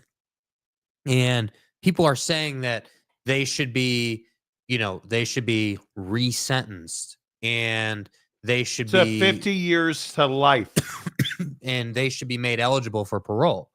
And what's really interesting is that the judge recently came out and said that there's not really new evidence here, right? That this resentencing conversation isn't really about the evidence of the case. That this resentencing conversation is more about, and the word he used was rehabilitation. Have they been rehabilitated in prison? And if they have, then maybe we can consider it. So that's what I think is really interesting. And I think that we got to be really careful about how we look at this, because a lot of people just want to jump right to, oh, well, they did their parents dirty, they killed them, and, they were abused. And so, let's just review the case and let them off. When the reality is that's not really the conversation. The conversation is we're not looking at evidence here. We're having a conversation about who they are as people now that they've spent how many ever years it's been in jail doing time. And that's why when I saw this, I thought I wanted to talk about it, because I was like, this is exactly what we do in our country. Oh, we see the headline, the Menendez brothers. Menendez brothers, you got that should wrong be on 7 times parole today. Well, these two Menendez hippies, I believe they were distant cousins. Yeah, whatever. The point is that whether your name is Leah, your mama, Menendez, the point is nobody gives a damn what your name is. The point is that everybody cares about, should you be let out of prison or not when you've been in prison for how many ever years it's been now. And the thing that I don't understand, and this is the one where I'm like, okay, I get it. The crazy broad who thinks she's in love with a psycho serial killer. She wants to have his baby. He's an amazing guy who's misunderstood. Oh, okay, she's crazy. But did you guys hear who Lyle Menendez has been talking to? Rosie O'Donnell. Lyle Menendez. Lyle effing Menendez has been calling Rosie O'Donnell. O'Donnell said, quote, he started calling me on a regular basis from the tablet phone they have in prison. The TV personality Rosie O'Donnell went on to say that Lyle even made her feel, quote, safe enough to, quote, love a straight man, for crying out loud. You're telling me you love Lyle Menendez? You crazy woman. Help Macaque. me. Like, you can't, dude. You can't. She's unsavable. How do you rationalize with the irrational? You don't. He would tell me about his life, what he's been doing in prison. Jerking off. Lady, what do you think they do in prison? Are you out of your mind? Well, I get that. I've been sitting here. I have a spoon from like 1994. The cock. And I've been whittling it down, and it's finally a file. So I've been trying to break through the cinder block walls here in the cell. Hasn't worked out that well. What? What do you mean? He would tell me about his life and what he's been doing in prison. And for the first time in my life, I felt safe enough to trust and be vulnerable and love a straight man. His cock.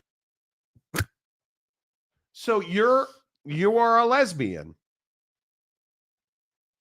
And I need to understand, because I can't believe I'm going to speak this into the ethos.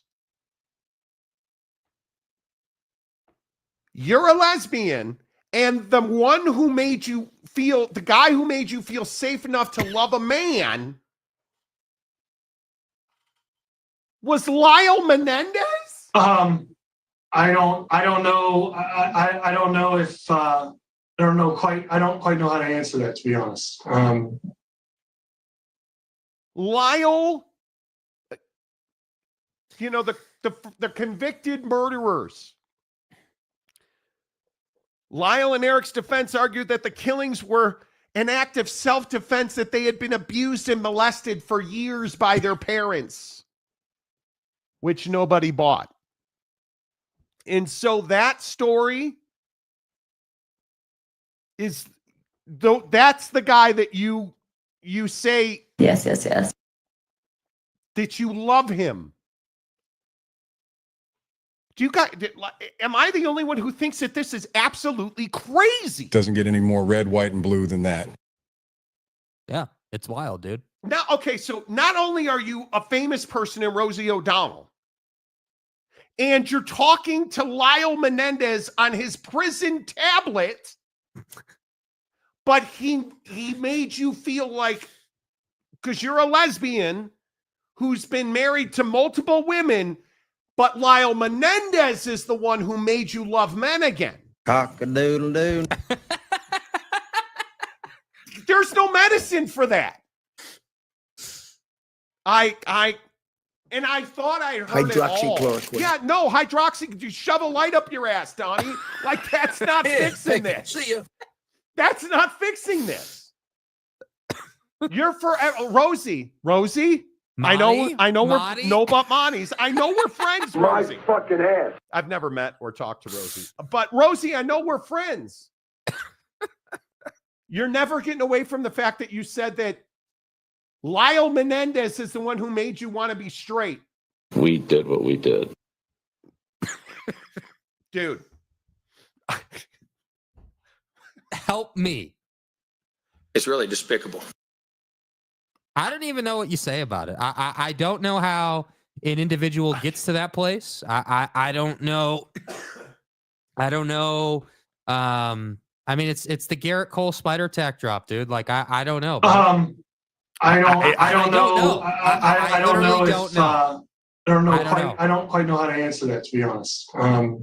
Yeah, you know. I know, Garrett. I know, dude. In the months after the killing, the brothers spent hundreds of thousands of dollars on luxury items, business, and travel. Lyle, the one that turned Rosie back to men, bought Chuck's Spring Street Cafe, a Buffalo Wing restaurant in Princeton, New Jersey, as well as 3 Rolex watches and a Porsche Carrera sports car.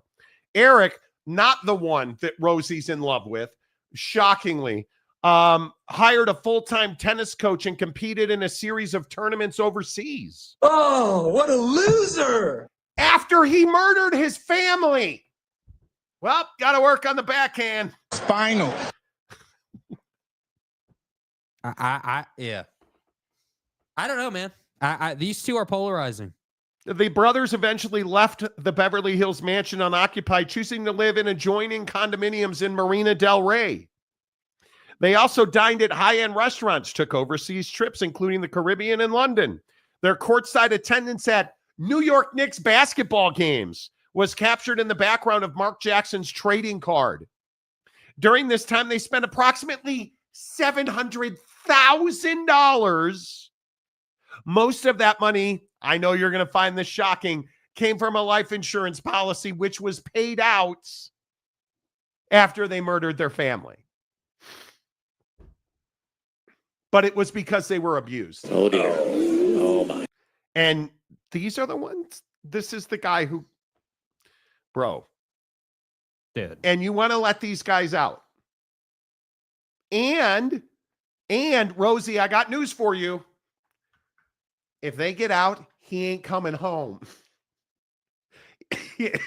There's no maybe not. No. Maybe fuck yourself. Yeah, no.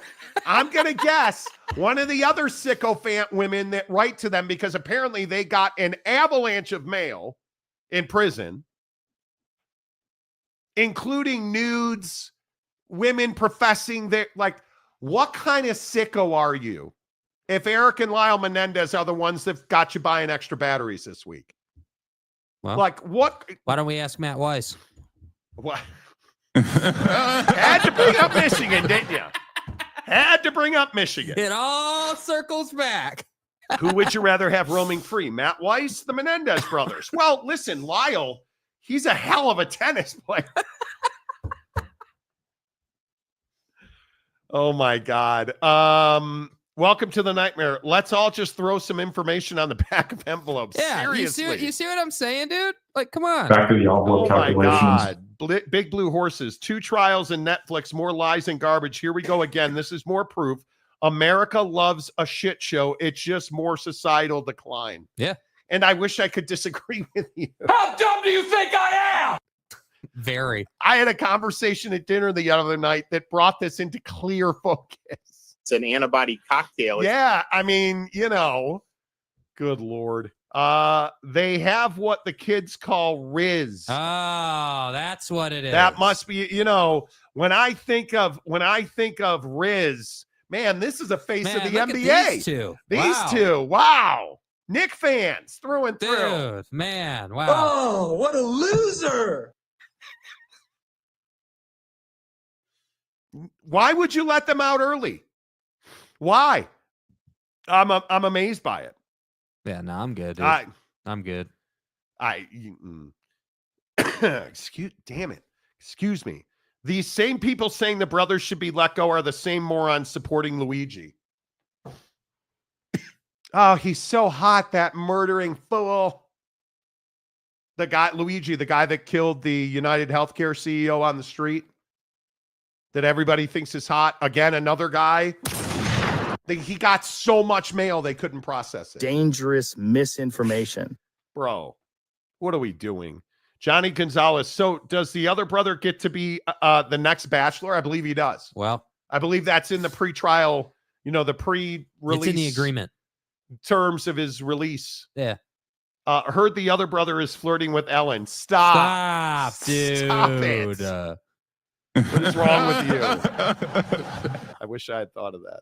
Wow, these are some big ears, dude. That's what I'm saying, dude. Dude, bat wings. Bro, who's got bigger ears, Buddy on the left or Adam Silver? But do you guys understand? Like, you're sickos. Yeah, you guys don't look like you killed anybody or anything, you know. What happened to your hair? The one guy on the right just looks the same, just older and more clownish. Menacing. Yeah. The guy on the left, he looks like a murderer there. And he looks like a murderer here. Yeah. Yeah, that's the guy I want coming home with Rosie tonight. Dude, get out of here. There is not a chance in the world that I want these guys released early. Yeah. I'm good. There is no chance that this should happen. I'm just not. Hell and no. I'm just asking, Rosie, again, and I hope you guys understand.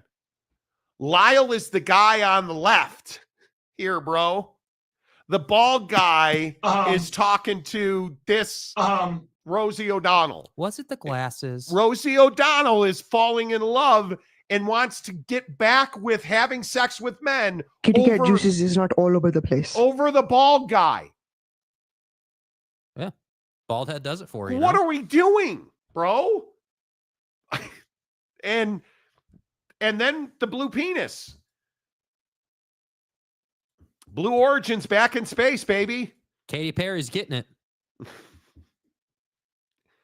Can you guys explain to me the fascination with going to space? If you look at the net worth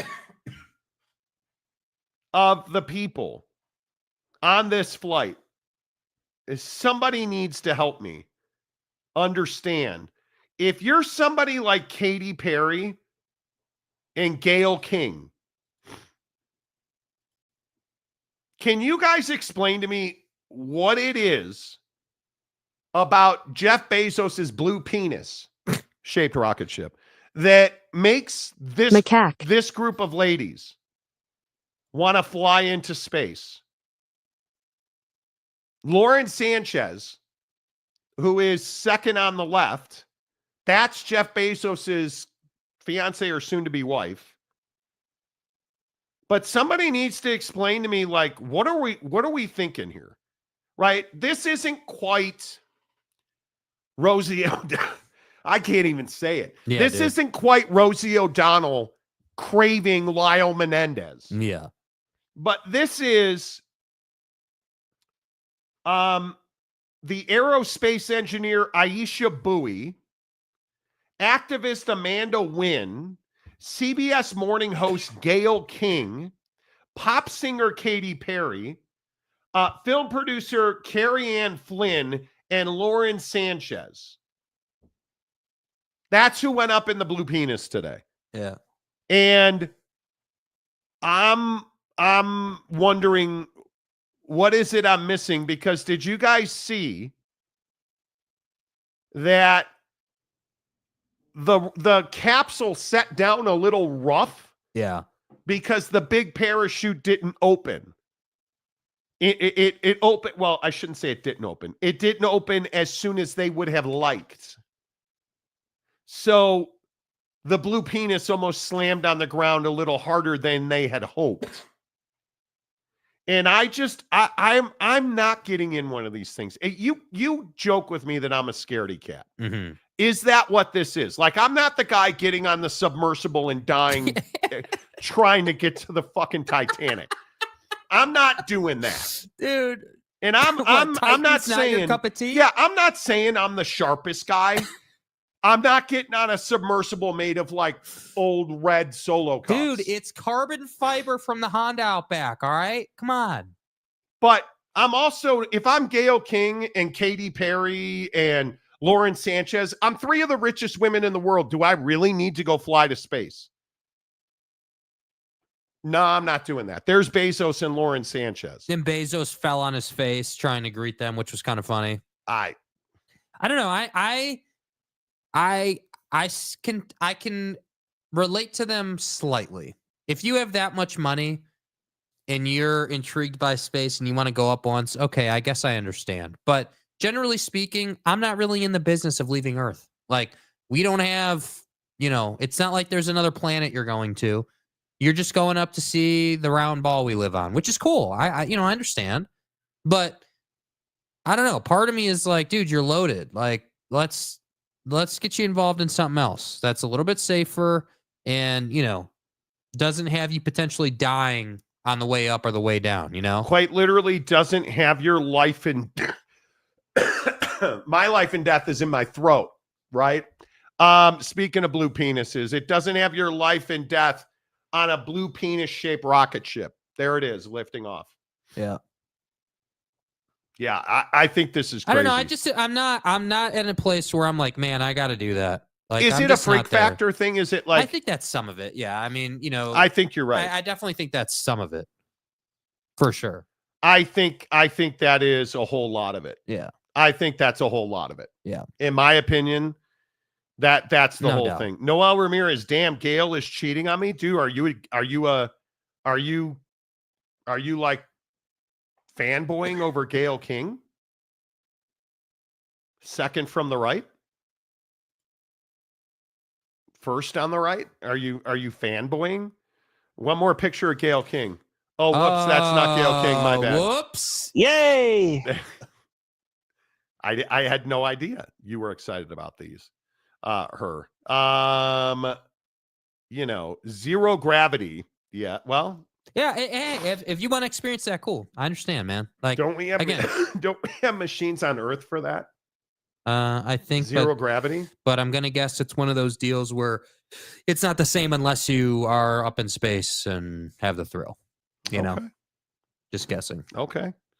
I have a toy shaped like that. Okay, Dana. Wow. Listen. Wow. See, again, the lady listeners of this program are undefeated. Bezos falling on his face is better. Did you really enjoy Bezos Yes, I falling did. down? I did. Why? Yes. Because it's funny. Because he literally tripped and face planted. Now, to his credit, he got right back up. And give the guy credit. Okay. There he is. I'm watching a video of it. And I'm trying to figure. Oh, Jesus. He fell in a ditch. Oh, you mean the one that was formed by the penis head arriving too hard on the surface? Don't you feel like that's a bitch? Okay. I'm sorry. Hello, Monty. See what I had meant to say. Monty. Anyway, I'm just not enamored with it. It's not something that I would probably ever do. It's not my thing. If money was no object, I wouldn't do it. No, I wouldn't. I would not at all. I don't think I'd do it either. I would much prefer to spend my money on probably a private jet so I could travel more easily. And just create a better life. Come on. Bullet? Like, what do we really? I have to look. I haven't seen a recent picture of Savannah Guthrie. Although Jake's excited that ESPN is gonna. Dude, are you for real with this comparison right now? Oh, Savannah Guthrie's way better. I might go out of my way to say she's okay. I don't hate Savannah Guthrie. Anyway, Jake's excited that ESPN is going to televise Savannah Banana games. No, I'm not actually. I'm not. I thought you were legitimately. No. I think I've never invested time in the Savannah Bananas, and people are just hard as a rock over this, and I'm just not. I don't know, man. I am not. I don't know. It's not my cup of tea. I am definitely a baseball purist. I love the game, and they do it differently, and people enjoy it, and that's credit to them, right? But I'm not going to be watching that. No, that's not my thing. Okay. Nope. I mean, listen, I'm not hating on you. Let's check the Prize Pick scoreboard real quick. Because I have a feeling, just so you guys know, again, I talked about this earlier. I have a 3-pick flex play that if it goes 3 for 3, my $20 brings me $400. You need 2 more strikeouts out of Paul Skeens. Got 6, and he needs 8 for me to win. My guy, Aaron Judge, is 1 for 3. Excuse me. He's 1 for 3, no RBIs, and we're in the 7th. Ugh. Damn it. Struck out twice. One swing away, though. One swing away. That's not good. Hey, maybe he needs a torpedo bat. Jung Hoo Lee is 0 for 4. Okay. I need 2 singles. Excellent. He's hitting 328 and he's 0 for 4. We're in the 7th. That one's not going to hit. If I go 0 for 3, I swear I'll Torkelson somebody. I'll do it. So I haven't seen the box score. Detroit is up over Milwaukee 8-0. Spencer, I need 1 double out of you. He is 0 for 2 with an RBI. Damn. Lost on Skeens. Out of the game in the 8th. Okay. Damn. All right. Prize Picks. See, this is why I'm telling you, it makes you watch more sports. Prize Picks is America's favorite daily fantasy app. Make sure you download the app. Use the promo code Monty. Right there. Hey, Monty. Right. Yeah. Right. Yeah. There. Use the promo code Monty. Open a new Prize Picks account. You deposit $5, they'll give you 50 more instantly. It's the best daily fantasy promo I've ever seen. NBA playoffs are here. MLB baseball is here. Come on, let's go. WNBA starts in a couple of weeks. Paige Beckers went number 1 in the draft tonight. Prize Picks, America's favorite daily fantasy app. Make sure you tell me you heard about it on the Monty Show. Until tomorrow, say goodbye, Jake. Goodbye, Jake.